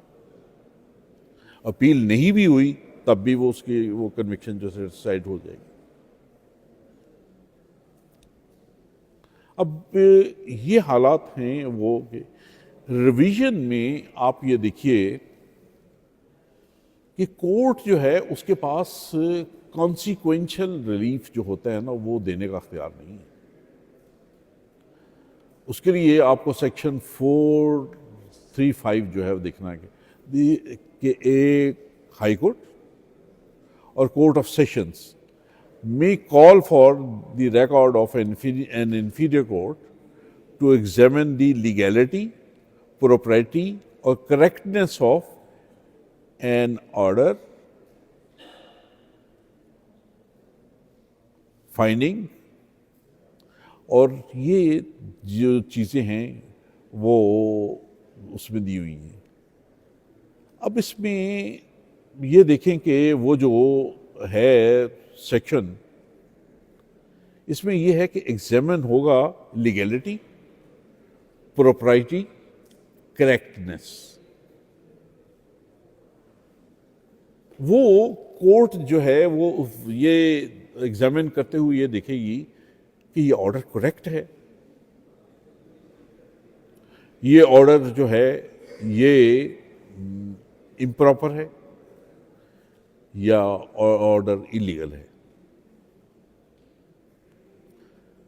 अपनी फाइंडिंग्स देने के बाद वो फिर उसको रिमांड कर देगी to the court of to the appropriate court, जो भी इंफीरियर कोर्ट होगी। वो ये नहीं कर सकते कि उस में अपना जो है वो कॉन्सिक्वेंशियल रिलीफ देते हैं। बिलफर्ज एक शख्स है वो ये है कि मजिस्ट्रेट के पास सेक्शन 249A जो है वो उसके तहत एप्लीकेशन देता है, और एप्लीकेशन देते हुए वो कहता है कि जनाब मुझे बरी किया जाए। कोर्ट उसकी एप्लीकेशन जो खारिज कर देती है। अब उसकी वो रिवीजन फाइल कर देता है कोर्ट ऑफ सेशन में। तो कोर्ट ऑफ सेशन जो है वो जब उसकी रिवीजन डिसाइड करेगी तो वो मैक्सिमम ये कहेगी ये ऑर्डर इलीगल है, ये ऑर्डर इम्प्रॉपर है, ये ऑर्डर इनकरेक्ट है, और उसके बाद ये कहेगी कि इन लाइंस के मुताबिक आप ऑर्डर पास करो, और उसको केस को रिमांड कर देगी। वो ये नहीं कर सकता कि वहाँ पर उस ऑर्डर को इलीगल, इम्प्रॉपर और इनकरेक्ट जो है वो डिक्लेयर करके और ख़ुद कहे कि नहीं जी मैं इसको बरी करता हूँ। ये कॉन्सिक्वेंशियल रिलीफ देने का उसके पास रिविजनल कोर्ट्स के तहत वो अख्तियार नहीं है। सिर्फ एक कॉन्सिक्वेंशियल रिलीफ है इसमें, वो सेक्शन 439 में, कि अगर अप्रोप्रिएट सेंटेंस नहीं है, सेंटेंस थोड़ा है, तो कोर्ट इन्हांस कर सकती है, और अगर वो इन्हांसमेंट को वो जो है वो डिस्कस कर रही है, कंसिडर कर रही है, तो कोर्ट ये भी कर सकती है कि उसको एक्विट कर दे। सिर्फ ये उसमें एक कॉन्सिक्वेंशियल रिलीफ वाला सेक्शन है। बाकी अदरवाइज अब जो ये रिविजनल कोर्ट्स होती हैं, ये इनके पास ये भी इख्तियार होता है कि ये आपको ये कह दें कि जनाब हम आपको सुनते नहीं, हम तो ऑर्डर पास करने लगे हैं यहाँ इसमें। तो राइट ऑफ ऑडियंस जो है उसमें पार्टीज को सुनने का वो मैंडेटरी नहीं है, बल्कि इसमें सेक्शन 440 को देखिए, उसमें उसमें कहा हुआ है कि ये कोर्ट की मर्जी है, वहाँ पर डिस्क्रेशन है उसकी कि वो उनको राइट ऑफ ऑडियंस दे ना दे। अब ये सेक्शन ऑफ लॉ क्यों हुआ है कि भाई सब टाइम ये हुआ करता था कि सेशन जज साहब मजिस्ट्रेट्स की कोर्ट को, हाई कोर्ट के जजेस साहबान मजिस्ट्रेट्स की कोर्ट को, सेशंस कोर्ट को चेक करने के लिए वो ऑल ऑफ ए सडन जो है चले जाया करते थे। तो वहाँ पर जब उनके सामने केसेस पेश किया जाता था तो वहाँ पर वो ऑर्डर पास कर देते थे कि ये ऑर्डर तुम्हारा इलीगल है, इस ऑर्डर को ये होना चाहिए था। अब वहाँ पर तो वो किसी को सुनते नहीं थे, बल्कि वो वहाँ पर उन्होंने रिकॉर्ड को देखा और रिकॉर्ड को देखने के बाद वो ऑर्डर पास कर दिया। वो ऑर्डर जो होगा वो that will be protected by section 440 CRPC।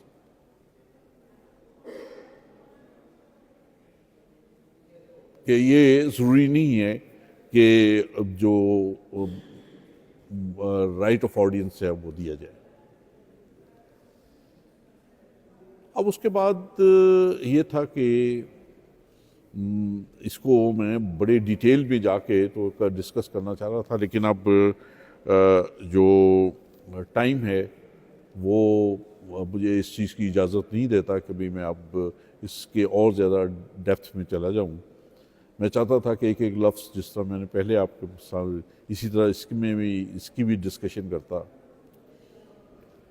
तो मुझे ये कहा गया कि जी आप बेल पे भी कुछ इजहार ख्याल कीजिए। तो पहले तो ये है कि बेल का लफ्ज़ जो है वो है क्या, क्या मतलब क्या है इसका। ये मतलब इसका ये है transfer of custody of an accused from the jail authorities to the surety। पहले उसको कंट्रोल कौन करता होता था कि जब वो जेल में था तो जेल सुपरिटेंडेंट, लेकिन जब वो उसको बेल मिल जाती है तो फिर वो श्योरिटी की कस्टडी में चला जाता है, फिर उसको कंट्रोल करता है श्योरिटी।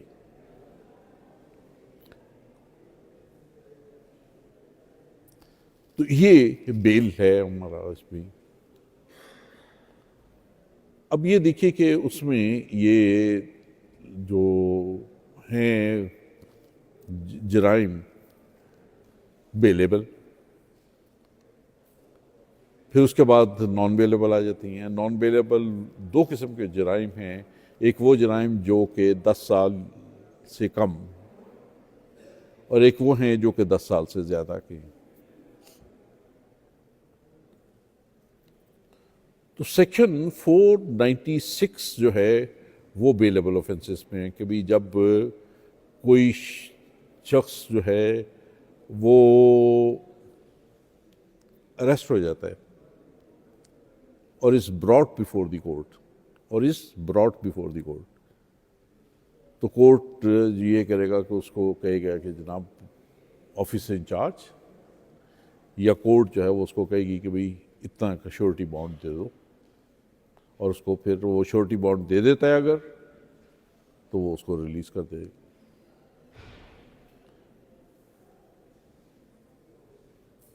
ये बेलेबल ऑफेंसेस के मुतालिक है।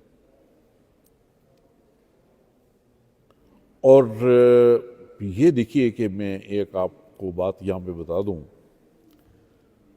वो ये है कि ये चीज़ पॉसिबल नहीं है कि एक बेलेबल ऑफेंस है उसमें आप अक्यूज को कोर्ट के सामने पेश करके उससे कहें जनाब इसका श्योरिटी बॉन्ड ले लें। नो। अब मैजिस्ट्रेट अगर है तो मैजिस्ट्रेट के पास तो सेक्शन 498 के तहत प्री अरेस्ट बेल का अख्तियार नहीं है। वो बेलेबल ऑफेंस में भी प्री अरेस्ट बेल नहीं ले सकते।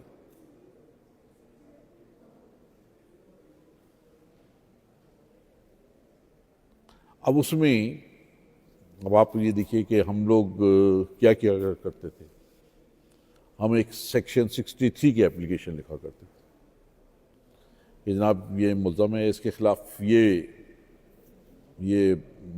FIR है, ये इसकी कॉपी लगाई है हमने, तो इसको अपने हिरासत में आप ले लीजिए। मजिस्ट्रेट के पास उसको पेश कर देते। अब मजिस्ट्रेट साहब जो हैं वो उन्होंने उसको हिरासत में ले लिया, तो क्या ऑर्डर करेंगे फिर? वो यही है ना कि मुल्ज़म बाहर हिरासत, पुलिस हाजिर है, जुर्म काबिल ज़मानत है, वो इतनी श्योरिटी बॉन्ड दें तो जनाब रिहा हों, और अगर नहीं देते तो जनाब जेल भेज दी जाए और फलां तारीख को पेश होना है। वो फिर उसके बाद श्योरिटी बॉन्ड दे दिया जाता था। अब ये यहाँ पर ये था कि फॉर्मेलिटीज़ ऑफ लॉ वो पूरी हुई।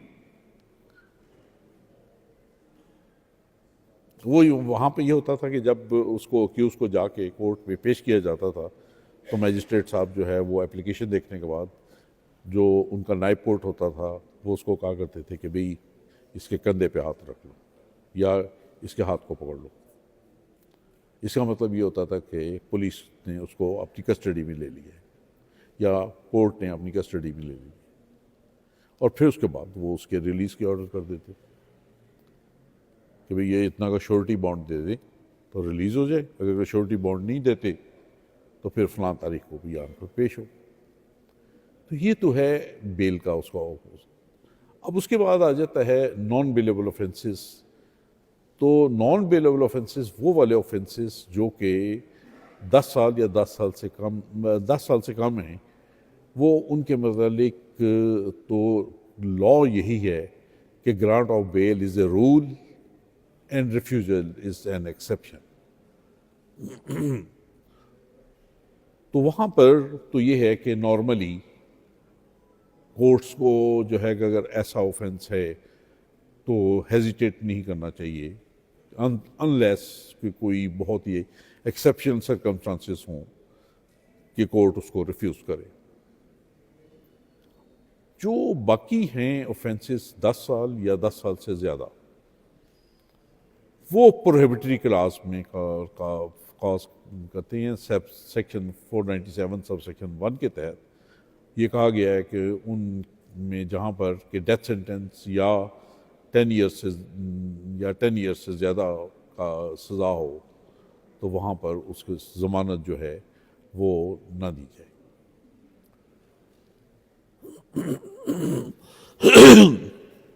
तो अब मर्डर केस, कत्ले आमद का केस और इस किस्म के केसेस जिनमें कि पनिशमेंट जो है वो बहुत ज़्यादा हो, अगर वो ऐसे ऑफेंसेस हैं तो उनको सबसेक्शन 2 में जो फर्दर इंक्वायरी का लफ्ज़ इस्तेमाल होता है हमारा कि ऐसे केसेस जिनमें कि फर्दर इंक्वायरी हो तो वहाँ पे अक्यूज़ जो हैं वो उनको रिलीज़ कर दिए जाए। तो फर्दर इंक्वायरी से मतलब ये है कि जहाँ पर डेफिशिएंट एविडेंस हो, एविडेंस जो है वो इनसफिशिएंट हो वहाँ पर, तो उसको हम कहेंगे कि it is a case of further inquiry.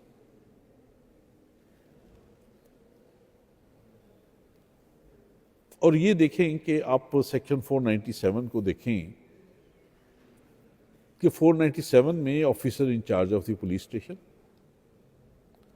और जो कोर्ट है वो दोनों को जो है वो अख्तियार है टू ग्रांट बेल। लेकिन इसका मिसयूज़ शुरू हो गया था, तो फिर उसके बाद ये कि जो पुलिस हैं उनसे कहा गया कि आप ये अख्तियार इस्तेमाल ना करें। लाइकवाइज आप ये देखें कि नॉर्मली बेलेबल ऑफेंसेस में भी पुलिस वाले जो हैं चूँकि मिसयूज़ करना शुरू हो गए थे अपनी पावर्स को, तो वो आप बेल दें भी तो नहीं देते। हालांकि ये इलीगैलिटी है, वो उनके पास अख्तियार है और उनको वो अख्तियार का इस्तेमाल करना चाहिए। सिर्फ ये है कि एग्जीक्यूटिव ऑर्डर्स के तहत किसी की आज़ादी जो है वो सलब नहीं करनी चाहिए। अब ये देखिए कि बेल जो है वो उसके मुतालिक जो लफ्ज़ इस्तेमाल हुआ है वो है कि when a person is appears और is brought before a court, वहाँ पर ना मजिस्ट्रेट का लफ्ज़ इस्तेमाल हुआ है, ना कोर्ट ऑफ सेशन का इस्तेमाल हुआ है, ना हाई कोर्ट का इस्तेमाल हुआ है। जो हमारा ये ज़ाब्ता है, इस ज़ाब्ते के मुताबिक जो कोर्ट का लफ्ज़ डिफाइन हुआ है सेक्शन 6 में, वो सिर्फ हाई कोर्ट है, कोर्ट ऑफ सेशन है और मैजिस्ट्रियल कोर्ट्स है। जो सुप्रीम कोर्ट है हमारी, सुप्रीम कोर्ट को हम कोर्ट ऑफ अपील कहेंगे, वो सीआरपीसी उसको कंट्रोल नहीं करती।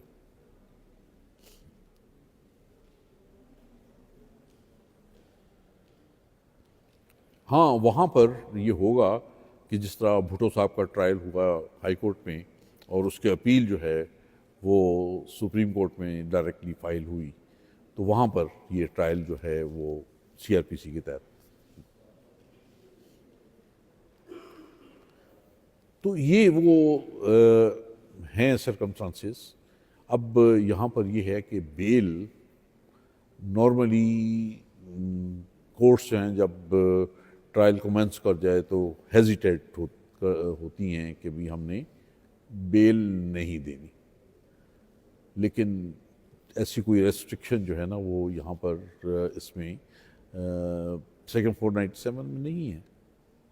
उसमें तो ये है कि कोई भी शख्स जो है वो किसी भी स्टेज पर वो अगर ज़मानत के लिए वो अप्लाई करता है और अगर वो ये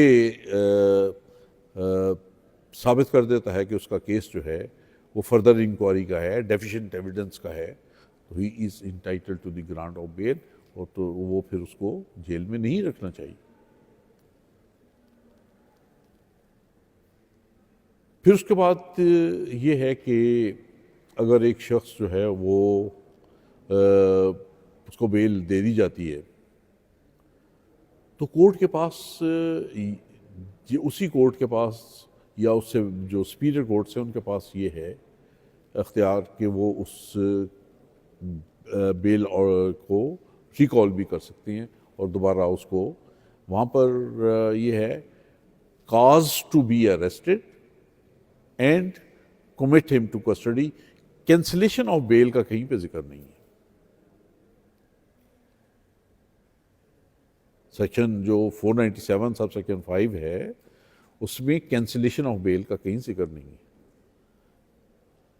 वहां पर यह है cause him to be arrested and commit him to custody.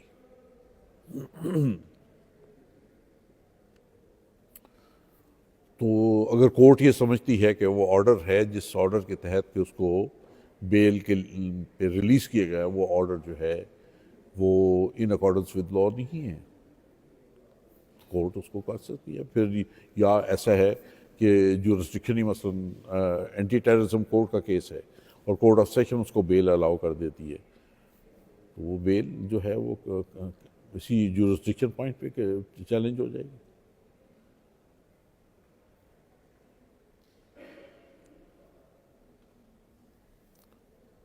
तो लेकिन ये कि इसी तरह कैंसलेशन ऑफ बेल जो है वो उसका मतलब ये है कि अगर आप ये देखें कि अगर ट्रायल कमेंस कर जाए तो नॉर्मली जो सुपीरियर कोर्ट्स हैं वो हेजिटेट करती हैं टू कैंसल दी बेल कि नहीं, चूँकि ट्रायल कमेंस कर गया है तो इस स्टेज पे हमारी कोई भी ओपिनियन जो है that will cause prejudice to the trial, तो वो उसको जो हैं वो हेजिटेट करते हैं कि भाई नहीं, अब आप ये इसको कंटिन्यू करने दें। वो ऑर्डर इलीगल भी हो तो नॉर्मली इंटरफेरेंस नहीं की जाती। तो ये वो सरकमस्टांसेस हैं। अब इसको मज़ीद डिटेल जो है वो फिर किसी वक्त हम करेंगे। तो अगर कोई और आपका क्वेश्चन है तो प्लीज़।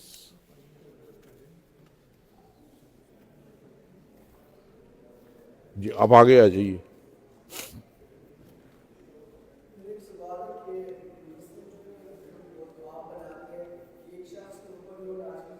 जी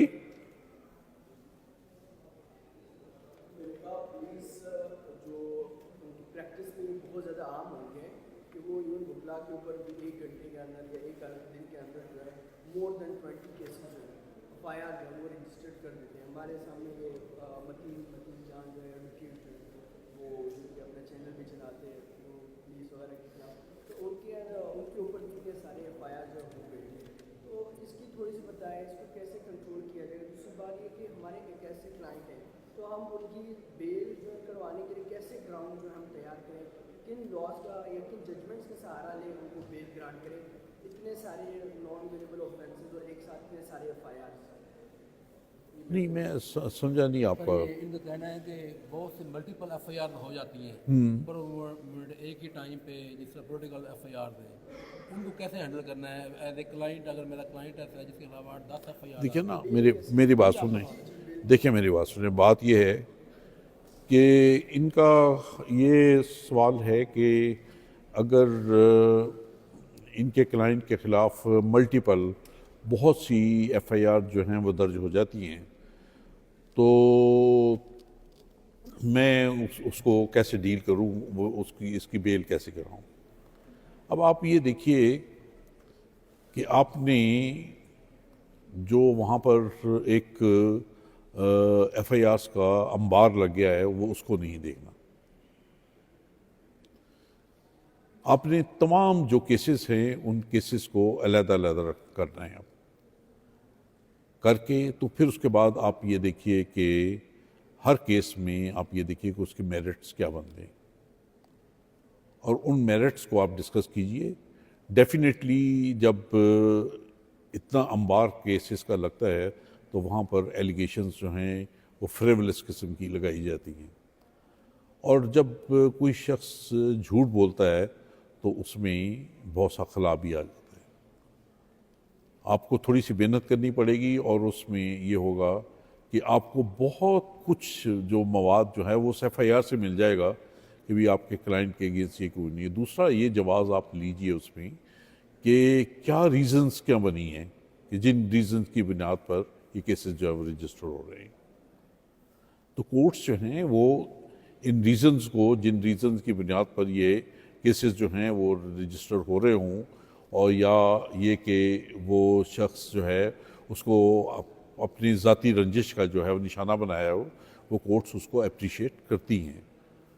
तो ये होगा कि वन आफ्टर दी अदर आप उसको करते जाएं तो वो शख्स जो है वो उसको आप रिलीज़ करवा लेंगे।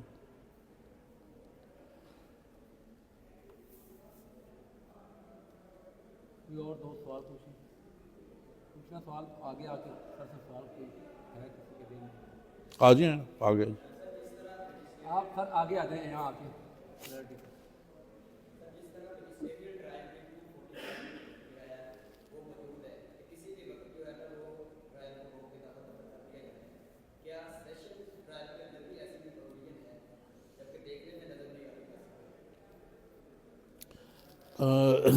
इनका क्वेश्चन ये है कि देखिए अगर ड्यूरिंग प्रोसीडिंग्स कोर्ट ये देखती है कि कंप्लेनेंट नहीं है या विटनेसेस नहीं हैं तो कोर्ट जो है वो ट्रायल को वहीं पर रोक के उस रिकॉर्ड उसको केस को रिकॉर्ड रूम में भिजवा देगी और अक्यूज़ को जो है वो रिलीज़ कर देगी। वो रिलीज़ होगा विदाउट श्योरिटीज़, वो श्योरिटी बॉन्ड्स पे रिलीज़ नहीं होगा उसका। तो क्या कोर्ट ऑफ सेशन में भी इसके इक्वल कोई प्रोविजन मौजूद है? देखिए सेक्शन जो 249 है वो इसमें मैजिस्ट्रियल ट्रायल में तो है, लेकिन कोर्ट ऑफ सेशंस का जो ट्रायल है उनमें ऐसी कोई प्रोविजन मौजूद नहीं है। लेकिन आप लायर हैं, ये जो CRPC है इसका यूज़ करना ये आपका काम है। ठीक है ना। अब ये देखिए कि इसका सेक्शन 344 है, if from the absence of a witness, वही आ गया ना 249 वाला, if from the absence of a witness or any other reasonable cause, it becomes necessary or advisable to postpone or adjourn the case, the court may. तो फिर उसके बाद जो है वो उसने टर्म्स का भी कहा हुआ है और कंडीशंस का भी। वो कोर्ट कहती है कि मैं जनाब इस केस को, कोर्ट ऑफ सेशन कहती है कि मैं फॉर इनडेफिनेट पीरियड इसको एडजर्न करती हूँ, सेक्शन 344 के तहत, जिसको साइनाडाई एडजर्न करना कहते हैं। आपका केस जो है वो वही 249 की प्रोविजन का वो मिल गया। अब इसमें ये कि जी क्या साइनाडाई एडजर्न हो सकता है या नहीं हो सकता, तो आप जो 1981 है supreme court monthly review section 267 है, तो उसको पढ़ लीजिएगा। उसमें ये इसको साइनाडाई एडजर्न करने को मुतालिक प्रोविजन वो डिस्कशन हुई है। तो वो आपके पास 344 है। ये 344 में यहाँ तक है कि ऑन सच टर्म्स का लफ्ज़ है वहाँ पर, ऑन सच टर्म्स का भी लफ्ज़ है वहाँ पर कि अगर विटनेसेस मौजूद हैं और उन विटनेसेस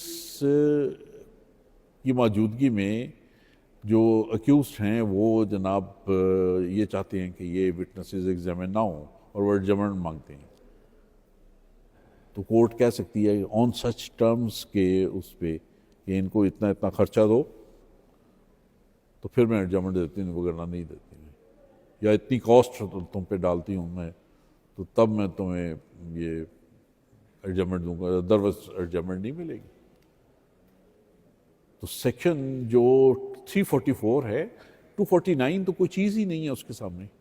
344 तो एक शैतान की आंत है, ये वो सेक्शन को अगर आप पढ़ें तो उसमें तो आपको बहुत कुछ मिलता है। और एक चीज़ और मैं आपको बताऊं कि आप ये देखिए कि सेक्शन जो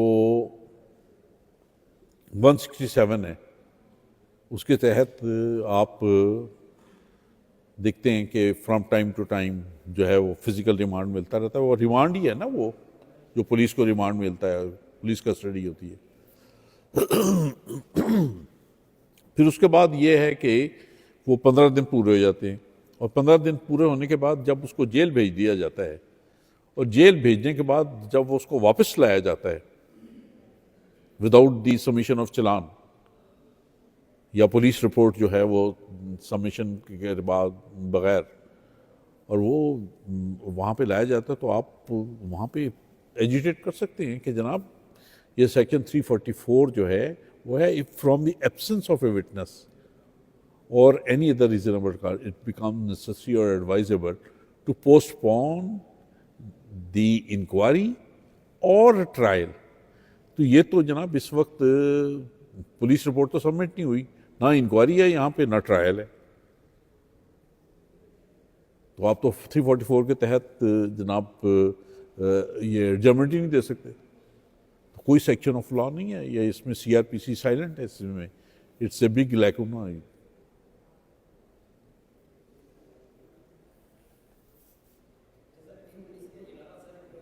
आप आगे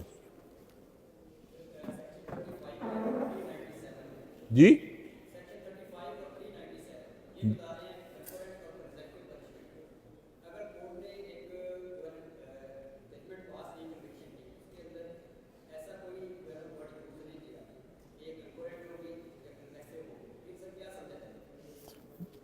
इनका क्वेश्चन ये है कि अगर कोर्ट जो है जब कोई दो डिफरेंट केसेस में सज़ा देती है और वहाँ पे ये नहीं लिखते कि भाई जनाब ये कंकरेंट होगी सेंटेंस या कंसेक्टिव होगी, तो क्या होगा। तो ऐसी सूरत में ये है कि जो सेंटेंसेस होंगे वो कंसेक्टिव होंगे। अगर कोर्ट की तरफ से कोई डेक्लेरेशन ना हो तो वो कंसेक्टिव होंगे। लेकिन एक चीज़ आप ये देखिए कि सुपीरियर कोर्ट्स ने ये होल्ड किया हुआ है और अगर इन दोनों सेक्शंस को आप देखें तो उसमें भी यही चीज़ जो है वो होल्ड हुई है कि इंसान को ज़िंदगी एक मिलती है, इंसान को दो ज़िंदगियां नहीं मिलती। और यहाँ पर हमारे यहाँ पे जो लाइफ है वो कंसिडर कितनी हुई है, लाइफ इम्प्रिजनमेंट 25 ईयर्स। 25 ईयर्स से बियॉन्ड जो है वो कंसेक्टिव सेंटेंस नहीं हो सकता, वो इलीगल होगा। अगर कुछ सेंटेंसेस होंगे भी तो वो फिर सुपीरियर कोर्ट्स को ये चाहिए कि वो उसको कंकरेंट कर दें। अगर उसमें नहीं है, एग्जीक्यूटिव अथॉरिटीज़ तो उसको कंसेक्टिव ही कंसिडर करेंगी, लेकिन आपको जो हैं वो सुपीरियर कोर्ट्स या उसी कोर्ट से रिक्वेस्ट करनी पड़ेगी कि हमें जो है वो इसको कंकरेंट कर दें। जी,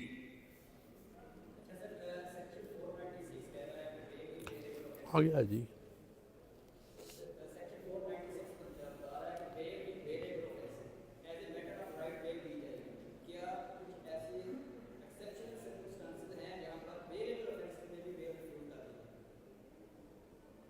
आप अगर मजिस्ट्रेट के पास कहते हैं कि जनाब मुझे प्री रेस्ट बेल दें तो ही कैन रिफ्यूज़।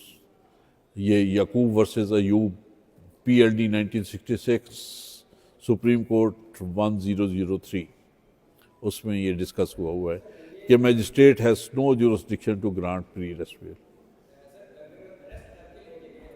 हाँ, फिर नहीं, फिर कोई सर्कमस्टांसेस नहीं। Thank you very much.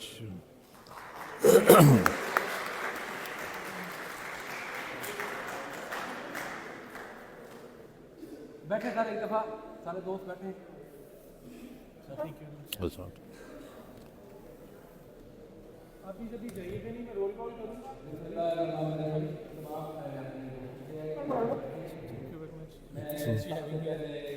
खुशी साहब का भाई शुरू हूँ कि उन्होंने आज टाइम दिया और आपको एक बड़े अहम टॉपिक पे अपना लेक्चर डिलीवर किया।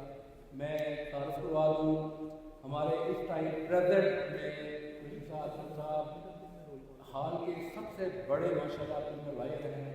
मैं इससे बड़ा मैं और नाम इस टाइम लिविंग लेजेंड में कोई नहीं देख रहा जो मुसलसल प्रैक्टिस में है। और एक और बात शायद इनके इलम में नहीं है, जब मैं 2001 में प्रैक्टिस में आया था तब पहला दिन मैं सर के चैम्बर में गया था। मैंने 2-3 नाम तब 2001 में लिए हुए कि खुशी साहब फौजदारी वकालत में बहुत बड़ा नाम है। मेरे एक दोस्त इनके एसोसिएट से मैं भी चला गया। अभी बाकायदा इनके पास सिक्योरिटी इख्तियार करनी थी तो मुझे डिस्कशन हुई। उन्होंने कह दी यहाँ एक बात, अगर आपने वकालत के लिए आना है तो छुट्टी का प्रोसेस नहीं है। कुछ साल में शादी हुई थी तो उन्होंने 2 छुट्टियाँ दी थी और तीसरी वो अपने ऑफिस में थे। और जब पहला साल होता है, आप तो माशाल्लाह आप अभी वकालत में नहीं आए और आप एक ट्रेनिंग सेशन में आ गए, ये बड़ी अपॉर्चुनिटी आप लोगों के लिए। तो एक डर के अभी फर्स्ट अभी आना है तो यहाँ इतना कमिटमेंट से काम करना पड़ेगा। ये 25 साल पहले इनका माशाल्लाह एक इस तरह एक नाम था। साहब जज हाई कोर्ट भी हैं, तो ये आप लोगों के लिए बड़ा एक अच्छा मौका है, अच्छा एक अपॉर्चुनिटी आपको मिली है। इतने सीजन लॉयर के पास आपको इंटरेक्ट करने का मौका मिला, सवाल जवाब करने का मौका मिला। उनके साथ जो आपकी एक एफिलिएशन है ये ताउम्र कैद रहेगी। जब भी आप दोस्तों को कहीं कोई इशू होगा तो आप सीख सकते हैं। आपके पहले उस्ताद है वकालत में, आप हमेशा ही आपके बहुत से यहाँ दोस्त लेक्चर के लिए आए होंगे, मगर माशाल्लाह सबसे बड़ा नाम आज आपके सामने बैठा है। मैं सारे बहुत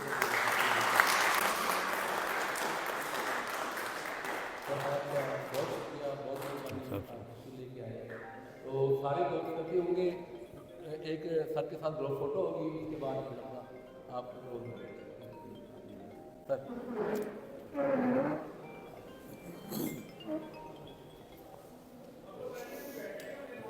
ऊपर बनाने नीचे बनाने।